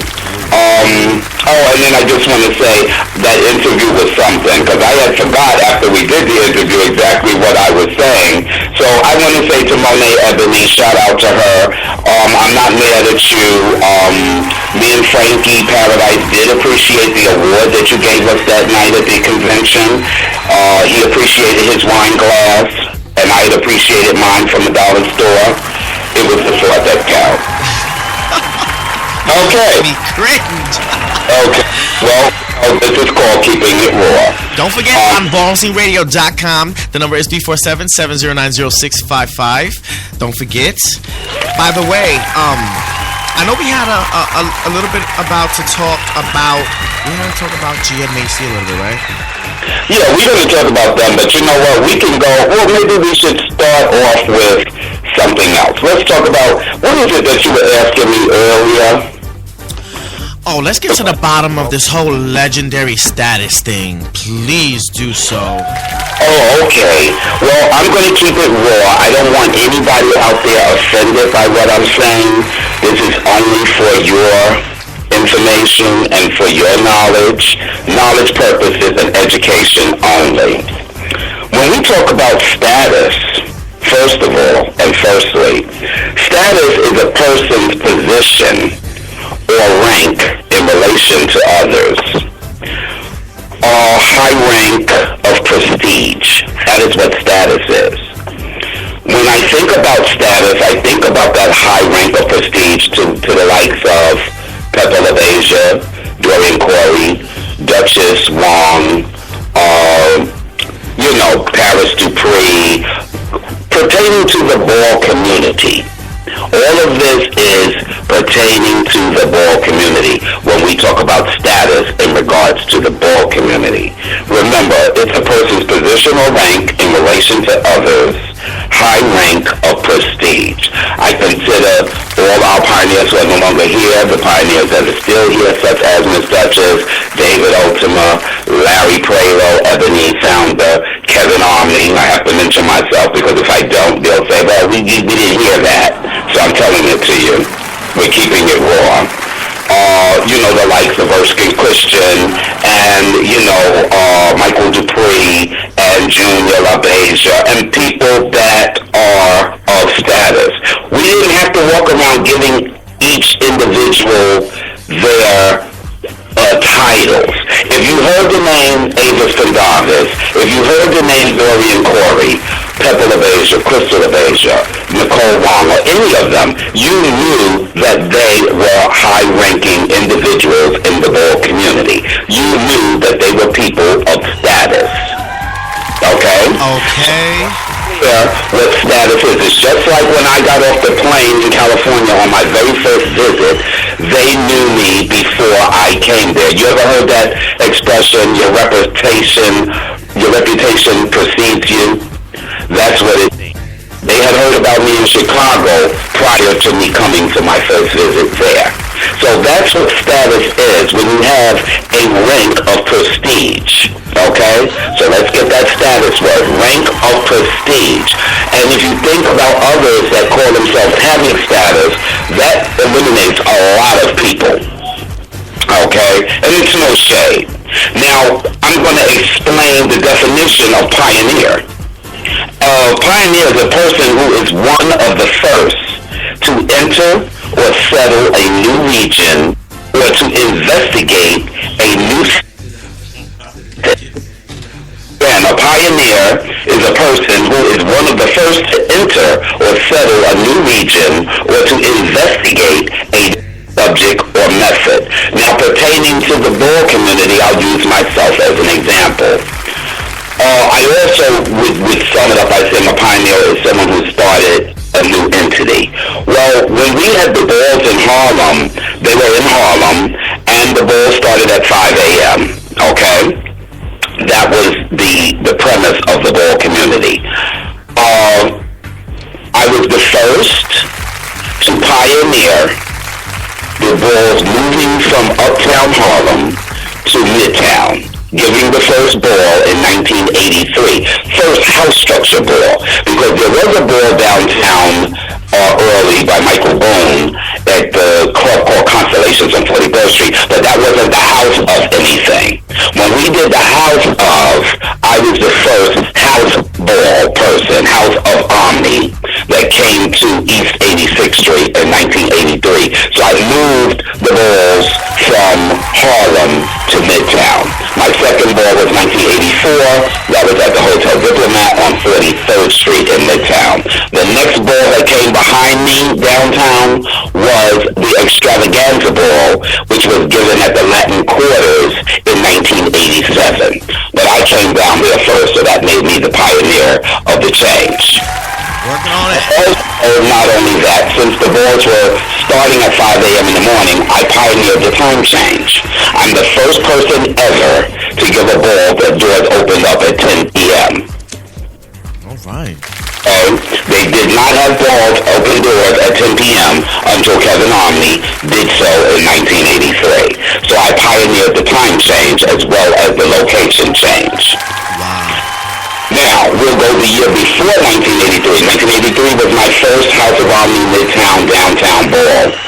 In 1982, I was so hung up on going to balls, I was living. I wanted to go to a ball this day, that day. I wanted to go to a ball every day because they were fun. So it was like fun, it was like we had to wait a whole month before the next ball. So I decided, why not give a slow ball in a bar, which was called Backstreet in Brooklyn, and that was in 1982, and it was in the month of October, my birthday month. And since I worked in Wall Street and I had money to throw around because I lived at home, I decided to get something called a mini ball. So, 1982 of October was the first mini ball, and that was being a pioneer of that. So I pioneered that. I also pioneered this statement back in 1989 when I did my first ball at Trax. It was called Legends, Statements, and Stars.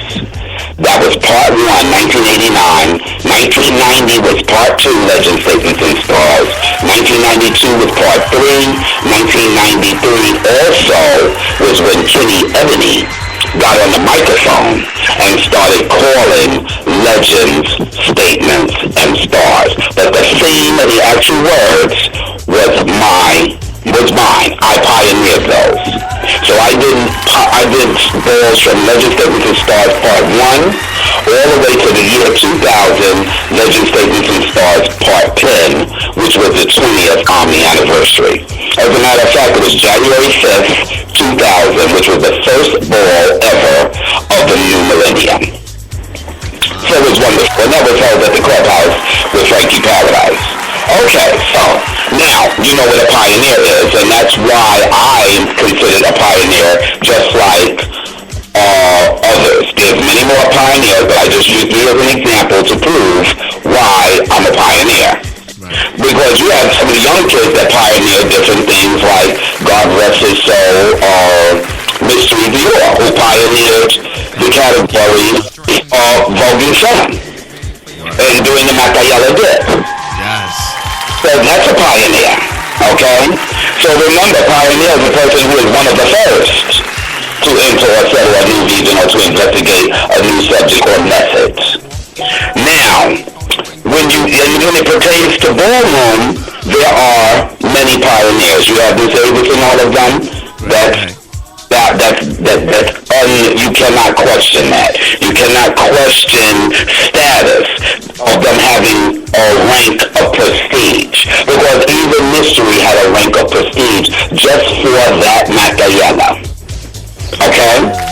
Now, when you want to look at an icon, the meaning is an image or likeness. But let me finish one part of pioneer so it'll be clear. A pioneer also, by definition, is to take part in a course of action.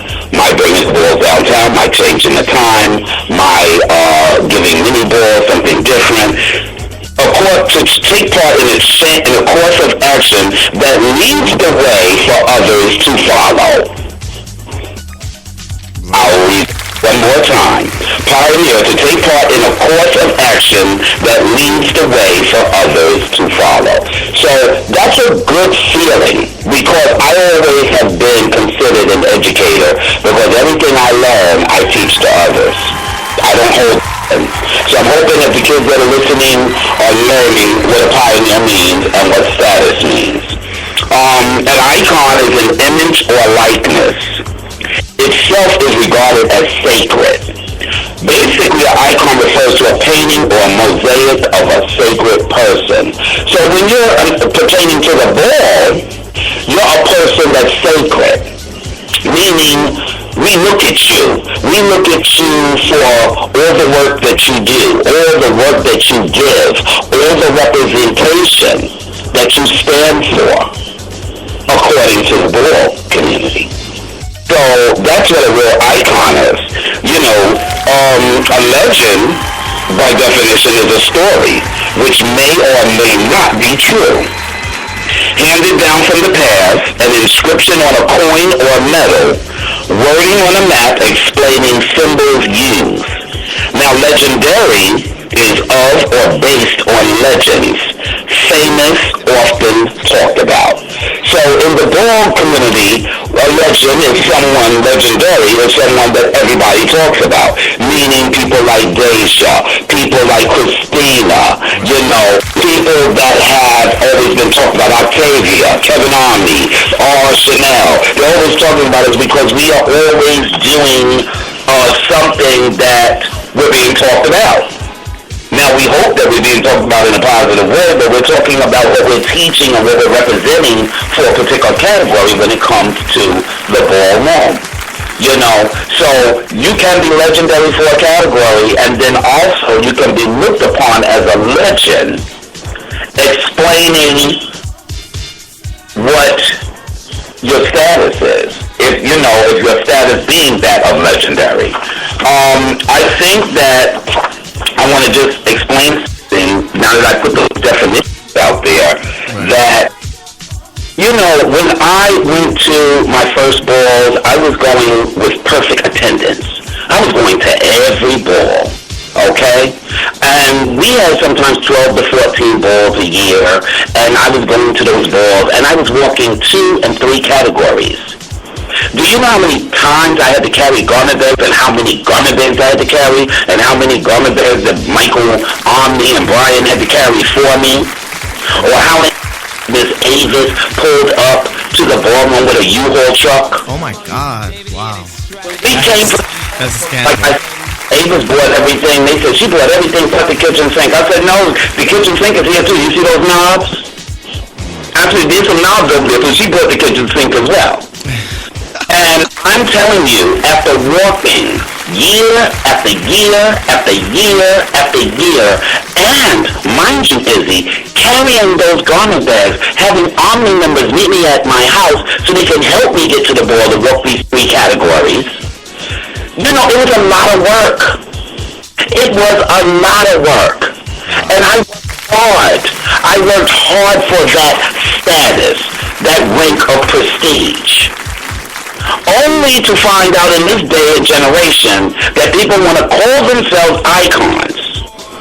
Or, you trust me, I'm going to say it in the raw, call themselves icons and never put in the work.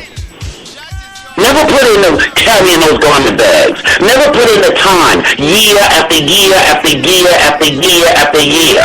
Some of them are icons because they've been around just like furniture. You move it from one room to the other, they're just there. But when it comes to the ballroom, pertaining to the ballroom, see, when I say somebody like David Ultima would come to the balls with bags, and Miss Paris would bring luggage and bags, and everybody and Dorian, and they were doing this ball after ball after ball, year after year after year after year, 2 and 3 categories, grand prizes, this, that, and the other. You had to put in the work. And that's what the difference is of when we were walking the balls in the early 80s and late 70s. It was a lot of work. Wow. Sounds amazing, by the way. Called icons because what? You've been around for 15 years or 20 years? But you never did anything. Now, I'm going to even give a compliment to Andre Mizrahi. I remember Andre putting in so much time, so much work, so much energy, building things so he could walk grand prize, part of his production, all that energy. People like, God bless the dead, Roger Milan and Terry Omni Milan, and you know, and them just walking. People don't do that anymore. And a lot of these people, and I even give credit to Tony Revlon. Tony Revlon will come and walk. We put so much time on that ballroom floor, and it's unfair when you think about people just because they've been in the balls for a certain amount of years to be called icons when they did nothing. Wow. Absolutely nothing. You won 2 trophies. How does that compare? How fair is that to people that actually got off their behinds and earned their status? Wow. How fair is that you make the younger generation think you're important when you haven't done anything? But you want people to say, oh, you're fab. Oh, we're going to follow you. Oh, you got it going on. You know what? Sometimes many of the children have made it on being at the right place at the right time.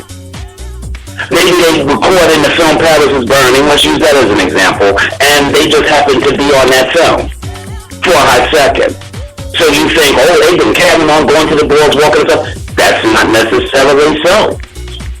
All that glitters is not gold. But there are many, many, many ballroom pioneers and true icons that have walked many, many, many of times. And I'm talking about, let's just say in 1 year, if you walk 2 and 3 categories, and you've walked about 20 times in 1 year, but we only had 14 balls then. So if you walk 5 years in a row, you've walked 100 balls. You've walked, you've competed, whether you won or got chopped. doesn't make a difference, but you were there on that ballroom floor. You put in your money in your outfits, you put money in your creativity sewing those outfits, and you put the energy in. So how do you equate and make that equal to somebody that's walking around calling himself an icon, and they only have 2 trophies? Walked 4 balls. They just been around for 20 years. I won't mention names because they know who they are. The people that those types. And there's a lot of people that want to sit on boards and tell other people who they think should be deemed a status. When in fact, you don't have no right to sit on that board your damn self. Oh no. And if you're gonna do it right. Be fair. And then look at your own resume. Not just your record outside with jobs and them. Look at your ballroom resume. Many of these people don't even have good ballroom resumes. What do you put on there? You did this you sat in the corner and you clapped from the year 1985 to 1999. You're an icon because you clapped, or because somebody called you at exactly 10 balls and you walked across the floor and they clapped for you and you sat down. Wow. Or you had one shiny moment where you finally won a trophy and somebody saw you that one time. And they might remember that category 10 years later. They might. Okay. So, it comes to this. I keep telling people, have fun in the balls. Don't worry about whether you're an icon or a legend or this, that, and other. You'll get there when the time is right, and people will acknowledge you for the work you put in. It's like the old New York City store. It was called Barney's New York. And their motto was, we did it the old-fashioned way. We earned it. Okay, wow. And so many people walk around with this title and that title, and they have not done SHIT at all. And it's really an insult to people when I look at me, David, Paris, or Larry Prelo, and all of us who have busted our chops, and Robbie St. Lamar, and all of us, and Michael Pence, Michael DePuy, all of us that put in time on that ballroom floor. A lot of these children that hold that title of icon don't deserve it. Wow. And people in the younger generation, I just want to say this, and I don't want you to get offended because I'm keeping it raw. If you stop doing 4 and 5 drugs at one time, maybe you can see clearly. And for those that want to get on the internet under different screen names because you don't have the balls or the cojones to face somebody face to face, stop doing that many drugs. I mean, we did a choice of weed, cocaine, you had crack. But these kids today, stop doing, you got all these sex drugs, E-pills, Molly, crystal meth, crack, cocaine, heroin. These kids are on 4 and 5 different drugs. They don't know whether the door is open, closed, or they're going up or going down. And this is why we have a problem within the community, because we can't reach the younger generation because they're fooled by these phony, that we call them Decepticons. Not icons, but Decepticons. Ooh, deception in the building. Use your research. Just as plain as that. And stop following people that you feel are all this and that, and yet they don't represent anything. Oh, because you hung out with them and they're gonna make you feel fab and they're gonna make you important just because of that, rubbing elbows. Let me tell you, I love the fact that I never rubbed elbows with anybody. I never kissed anybody's behind. I was always proud to come in with a job and an education. I was always proud to be able to walk in with my kids who had jobs and had education and were going to school. I felt proud when I had, something to be proud of. But, coming in the bottles and doing drugs and finding these kids now in bathroom stalls, this one is smoking and the other one's sucking dick in the bathroom stall. Like unreal. Get a grip. You got them now, people accidentally killing people and hurting people. Drugs is really just terrorizing the whole society. And within the ball community, it's like you can't get on that floor and pop, dip, and spin, or you can't vote for him unless you're stoned. What fun is that? Right. Oh my God. Going to sleep with you because you need to make sure you have some drugs so that they be high as hell and they don't realize how ugly you are, that you should be in a bathroom stall at a ball, giving head or doing whatever in a park. I mean, whatever. I'm just putting out a say no to drugs and get off of drugs and get you some help. I just want to get in the raw, and then maybe you will know what you're looking at. Maybe you will understand when somebody is telling you you're being used. Maybe you'll be able to understand that you're not ignorant and you're worth more because you are. And this is why I look at, the MCs of the ball being very important. You have to encourage these children. Whenever I MC the ball, they said I talk forever, but I always try to educate and encourage the children. You don't get up there and insult them and call them overweight or missing, or look, just make them feel good. You don't discourage them. And you know what? Why not move forward? Teach everybody history. Keep the traditions alive. Add on history. Keep writing the history. And you know what? Why not give people a chance? Give people an opportunity. This ball should not be stagnated. The ballroom should not be stagnated. I think that there are so many MCs out there that don't get a chance. And you have some good kids with some good talent, they're younger, and they have some fresh new ideas. That's what keeps the balls moving. When we had our reign on the microphones and it came to the next level of MCs and the level of MCs after that, you still have to make way for the new MCs. Allow them to make a way and allow to teach them and give them a chance. I'll take over the ish. Teach them the right way. Teach them how to encourage people. Let people have fun. Don't worry about icon legends and this, that, and the other. Well, have some fun with the ball. Enjoy yourself. Just like the 35th anniversary, we enjoyed ourselves. When I look at the first ball that was ever videotaped, which I have a copy, TV Transvestite, which was Harlem Fantasy. When I look at that ball, look at that audience and see how everybody is smiling and laughing and having a good time, it didn't matter if you were drop dead gorgeous, and it didn't matter if you was a beast. Everybody clapped regardless. Wow. Everybody cheered you on. And then I can't even get over the one fact that the category where the two competitors, it was Taxi, and it was Ray Princess. They were walking against each other. And you know what they did at the end of the runway? They grabbed hands and walked down to the judges' table together. Wow. And they were wow, that is Mr. Ray Princess and Miss Taxi. That is the way. It would be the Taxi or Tiny. One of the two. But I have the videotape. I don't remember now if it's Tiny or Taxi, or if that was Taxi or the other one was Tiny, but those two were competing and they held hands and walked together. Wow. Amazing. I'm thinking about Miss Paris from Brooklyn, who would walk 5 categories in the same dress. And we kikied because she would walk, and she was a big girl. She was about 6'4" or 5", and her shoes were turning over. And the children did not go, bitch, get off the floor, this, that, or chop her. Baby, they loved her for her nerve.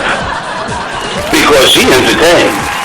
When I think about the femme queens of yesterday, like even Miss Nicole Wong, who one time wore a long braid, and she swung that braid around, and swung that braid around at the judges panel, swung her head, and the braid would swing around 3 or 4 times, and she would catch it in her teeth. And Queen Faye. And the ball would go up. And then when you think about Miss Duchess, how she would bring, oh my God, Duchess she was another one. She brought everything, and she had her shit together. People really worked hard for their prestige in the ball community. Others have, got a free ride. And it's okay if you're going to have a free ride, if you're going to what category is that? Grab a cab? When you say grab a cab, Yes. I'm saying if you do make a name and or you fool people into thinking that you're somebody that earns your title or status or whatever it is that you sit around with your false pretense, then at least take that and help people. Use it for the better. Stop segregating everybody in the community, because that's what the GMAC does. You know, that's what agencies that want to take your money because you're a statistic and they want to tell you that it's okay with giving you a latex ball. It was fine when it was free. I knew that was coming, honey. It was fine when it was free, but now that you're taking the $20 and then you have the nerve as of last year to have categories that you have to pay an entry fee and a pot. Okay. When I came to the ballroom scene, I gagged when I saw that. I was just like, put money in the pot. I was like, all right. I heard potluck vote. I thought it was coming up with potluck vote. These girls throwing money in the pot to vote. And you got categories that promote X. And you ballroom scene on the corner. Baby, let me tell you something.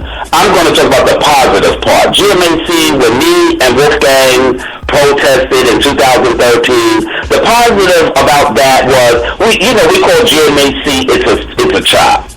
You know, that's because we figure that the children need more than voguing classes. They need more than kiki balls. They need more than a latex ball.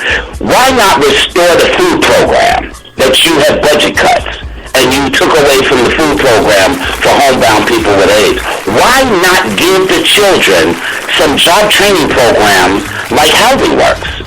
Why not give them some jobs like Housing Works? Why not give them dental care, mental health care, give them a therapist like Housing Works? Why don't you do something for the community that it really needs? Because you've already forgotten about what community means. So when we did our protest, we were successful in getting Miss Marjorie Hill, who was making $250,000 a year for the last 10 years as the CEO, executive director of GMAC. $250,000, that's $250,000. Where did all your salary come from? Did the government pay you that? Or did the AIDS walk contribute to your salary? Or did it come from some of the money from the latex ball? I don't know. One will never know.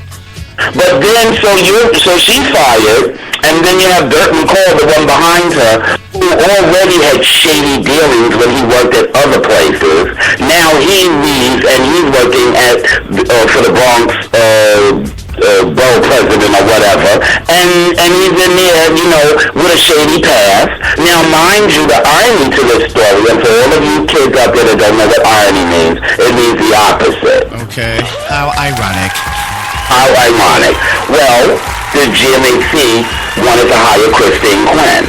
Nobody wanted to hire her for mayor because she had did so many broken promises to the gay community. So that's why she wasn't voted in New York City. To come to the GMAC, she really knew better.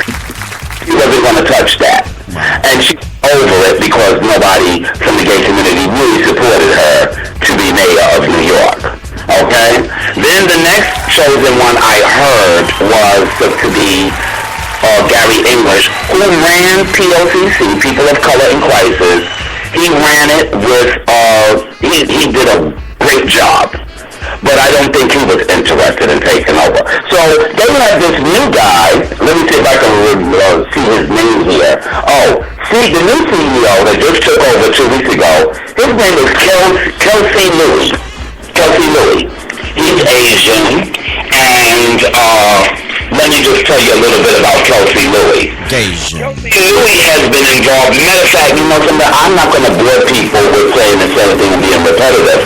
Go to my profile page on Facebook and read about the new CEO of GMAC. This man has a lawsuit against him for manipulating funds or doing some underhanded stuff with other people. I gagged when I saw the post up on the ballroom scene chat on Facebook. Why would you hire, after all this controversy, why would you hire somebody with a reputation like that? I mean, You know, are we all crazy? Oh, wait a minute. You know what? Hold on. Now I'm gonna. The hustler, baby, nowadays. Oh my God. Let me ask you a question, because we have 30 minutes before the show ends. And do you feel when Arbor was in the latex position that it was better, or? It was much better. It was really better.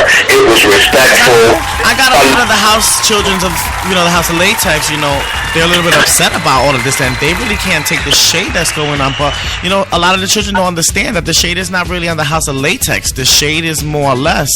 Well, call it spade or spade. When Arbit was there, Arbit did things professional, and Arbit was making things fun, and Arbit was doing things, and he was very serious about helping the community, and Arbit was community oriented. Now, I don't think with the latex ball, I think Luna, I don't really dislike Luna. I think Luna tries to do some things, but I think Luna also loves the glamour. She wants to be important. She did a much better job before she started working at the GMAC. She was really, really, admired for coming out and being an AIDS, HIV educator and things of that nature. But I think she's lost her way. But that's my own personal opinion. She does blind you. She's interested in the Kiki Ball. She's interested in Vogue Nights for the young children that don't know. And again, we'll have to go back to those young children that don't know, which brings me to my new 2014 words. The community I have quote-unquote named disenfranchised community. That's what the ballroom community is looked upon. What does that mean? It means just what it says, disenfranchised, which means free, detached, sort of delusional. Right. Deprived of the right to vote. So, when you get agencies like, let's just talk about GMAC. We got a community, all those kids are on drugs, we can do just about anything we want to do with them. Because we don't even have counseling for them or drug programs for them. Okay? We're going to give them a TT ball. Later for them getting a job and improving their lives. Matter of fact, let's give them a big latex ball. And now, wait a minute, child, we're going to serve them some alcohol. Everybody knows in AA or NA, Narcotic Anonymous or Anonymous or Alcoholic Anonymous, alcohol is a drug. So when me and Wolfgang went last year to the meeting at GMAC, I asked them why they served alcohol. They told me because they needed to build more money. And they said we're only giving it to people that are 21 and over that show ID. So my thing is, since alcohol is a drug, why don't you give them some cocaine too, as long as they show you ID? Oh my dear Lord.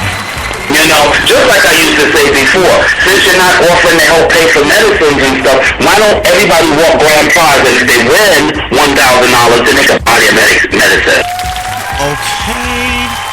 You know what? You got this new guy coming in, who's now this Kelsey, whatever, Louis, and he's making $150,000. You think maybe he could have just taken $100,000, maybe $50,000 could have went to the food programs? Wow. Hungry services. Yeah, if you think Marjorie Hill could have downsized her salary, maybe they could have bought and started some kind of prevention programs to help people get off drugs. Because they rob the community's wealth. That is just they've got of what the meaning of community is. So this is a disenfranchised community, and those people that defend them are usually people that work there. The kids, they turn the ballroom kids against the Decepticons, right? The Decepticons. They turn the ballroom children against each other. They make us fight one another. It's like, they don't seem to understand. They keep us in an artistic ghetto. And it's the word ghetto. The word ghetto means it used to be a part of European cities where all the Jews were required to live. That's what a ghetto was. But a ghetto now is a part of a city or region in which members of a minority group live as a result of social or economic discrimination. It has nothing to do with urban communities, which are just overcrowded, dirty districts inhabited by very poor people and basically are slums. So this is how they look at the ballroom community, because everybody's on drugs, We got people that work that we've already put money in their pockets so they can turn against the community. They bring them in. Well, let me bring them in. Let me get the younger children. Who's going to bring them in? Who's going to get these young children to think that they're important? Let's call them out. Let's make them important so that they can keep coming and giving us money, and they can keep going and getting high and doing sex in the bathrooms or whatever the case may be. And then we can, and this is called disenfranchised behavior from a franchise community. You just said it like it is. And that's how it is. And it's unfortunate that, again, I say to these children, wake up and smell the coffee, but you wouldn't know what that is. You don't know what coffee is. And coffee is not Molly. It sounds coffee, the letter E and I, and used in Molly. Well, they definitely will not be serving that at Latex Ball this year. Like, go and get you some Molly and get everything else. Since they can serve alcohol, why not? Well, it's probably, I don't know why. Like, okay. I wouldn't be surprised. When people talk about HIV and AIDS, why the first thing that they really want you to do is not drink. Wait a minute, look at the irony to this. How ironic. You are an AIDS organization. You want to help people with HIV and AIDS, and you want to prevent people from getting HIV and AIDS, but you're going to get them drunk so they can just have unprotected sex. Wow, send them home. And you're going to... And the people that are in recovery that used to go to these, I'm saying used to because I think everybody's waking up, used to go to these latex boards, you're serving alcohol right in front of their faces. Wow. GMH2O, watered down. That's all I gotta say. This is what you think about the community. You are making money at the backs of the children, and then you got the net to say that's helping to pay for the ball, but you're still taking money for them for the pot and the entry fee. Come on, are these children that spaced out? Is crystal meth that serious? Wow. Is that serious that they can't even see 1 + 1 = 2? You're being duped, you're being used. You know, who are you? You're just a person from the ghetto, an artistic ghetto. You got talent, you got skills, you can vogue, you can dance, but guess what? You're not going anywhere. The only place you're going is coming to the Kiki boards we're going to give you. But don't you dare ask us for some help like you need some food because you're sick. We don't do that.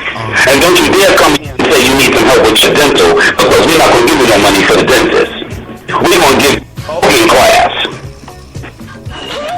And we're going to...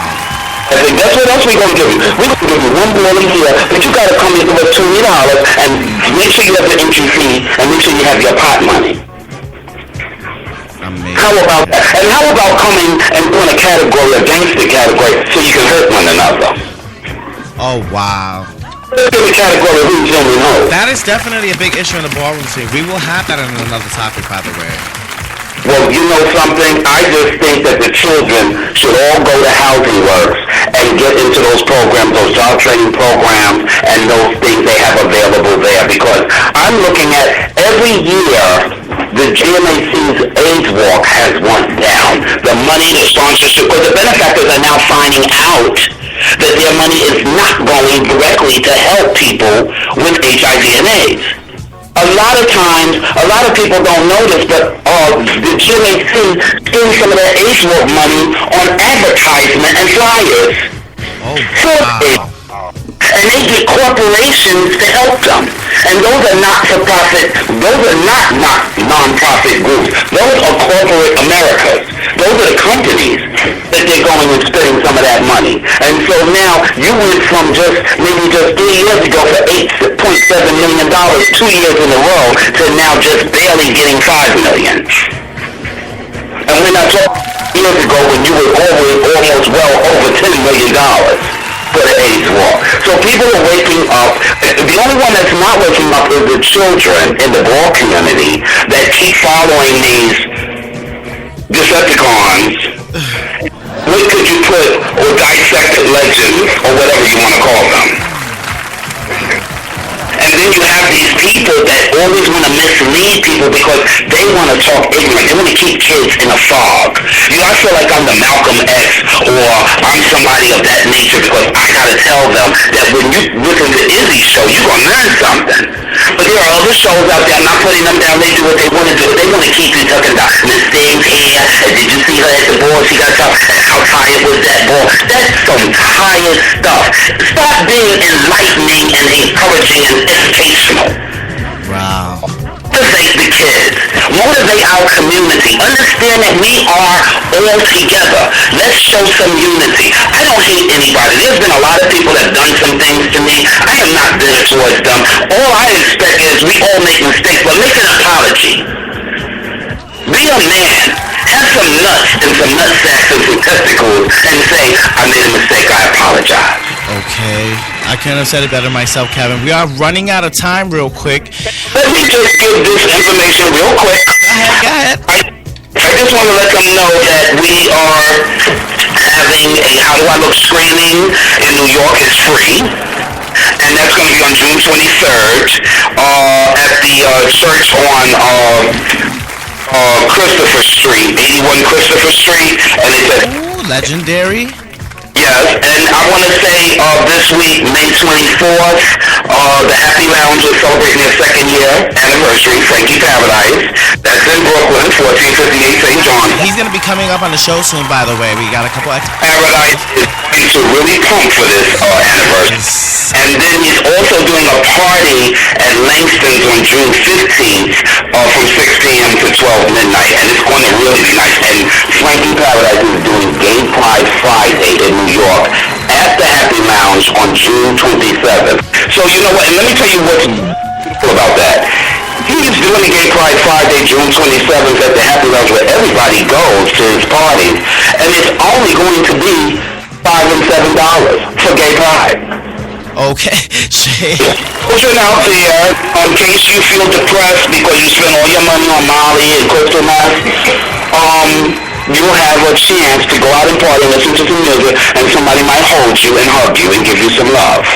Okay, and some life, honey, so that way you don't have to be a Decepticon. Yeah, you don't have to go walking across the floor because you slept with that person and you feel ill-repute or repulsed. Irreplaceable. Everything here on Keeping It Raw tonight was for your information, FYI. Let's do something to help the community. For those of you that need a place, I keep referring Housing Works to you. For everybody that wants to know more information, go to my Facebook profile page, read about it. And I didn't even get into the movie Paris is Burning because you know what? It should be read Paris is Burnt. Because they burnt everybody. We got that coming up on a whole other episode on the ballroom scene reunion. So don't think we're leaving that out. Well, I'll leave that alone. Besides, she makes millions, and only $12,000 was spent on maybe 20 people to divide. Oh, don't worry. We're going to have a fantabulous Paris is reunion. People are listening. The screening that just took place was a fundraiser, and the money was supposed to go to homeless youth. Well, I asked, did Jenny Livingston make a donation? Because I didn't hear the answer to that. So what's in your wallet? All the kids paid to get in the screening just recently. Then why did they need that? They could have just deliberately donated money for the homeless youth. Let's start doing things for ourselves and stop having people manipulate us. I rest my case, and Lord knows, if I plan on living a long time, but if something should happen to me, I'm hoping that I've reached at least 100 and 200 people to wake up and smell the coffee. Not just wake up and smell the weed anymore, but if you have to have some weed, at least have a cup of coffee with that. Okay. So, Izzy, that's Keeping It Raw. Well, I appreciate it so much for keeping it raw with us tonight on BallroomSceneRadio.com. It was a pleasure. The place to be. And you know everybody's going to talk about me, right? Oh, of course. And then we're going to come back with a part 2. Okay? Okay. So, everybody, and remember, learn to listen and listen to learn. And learn to love yourself. And remember, life is extremely short. And guess what? You really don't need any drugs. And if you want to have drugs, take drugs because of sex, then you need to go get some counseling because you should be able to attract somebody and have enough appeal to make somebody want to love you and have sex with you. And make sure... Mr. Icon. Make sure I'm addicted to drugs. It's called love. And make sure you have safe sex so you can stay here. And if you've already had a problem, don't be embarrassed and don't use it against somebody because that person is sick or that or this, whatever they got the monster. Try to embrace them and help them and love them. And show them respect. Yeah, be different. Be unique. Be better. I love you, Izzy, and I love you, ballroom community. And listen, I do it all for you. Thank you so much. I definitely appreciate it, and I do it all for you because I definitely want to keep my ballroom scene childhood memories alive, and that's the reason why we do it. Amen. Amen. But yeah, I really want to thank you so much. You have a great night. And for those who have any comments or anything that they want to say, you can call us up, 347-709-0655. But you're going to have to leave a message after the tone because we are at the end of the show. So we will get back to you Monday. See y'all.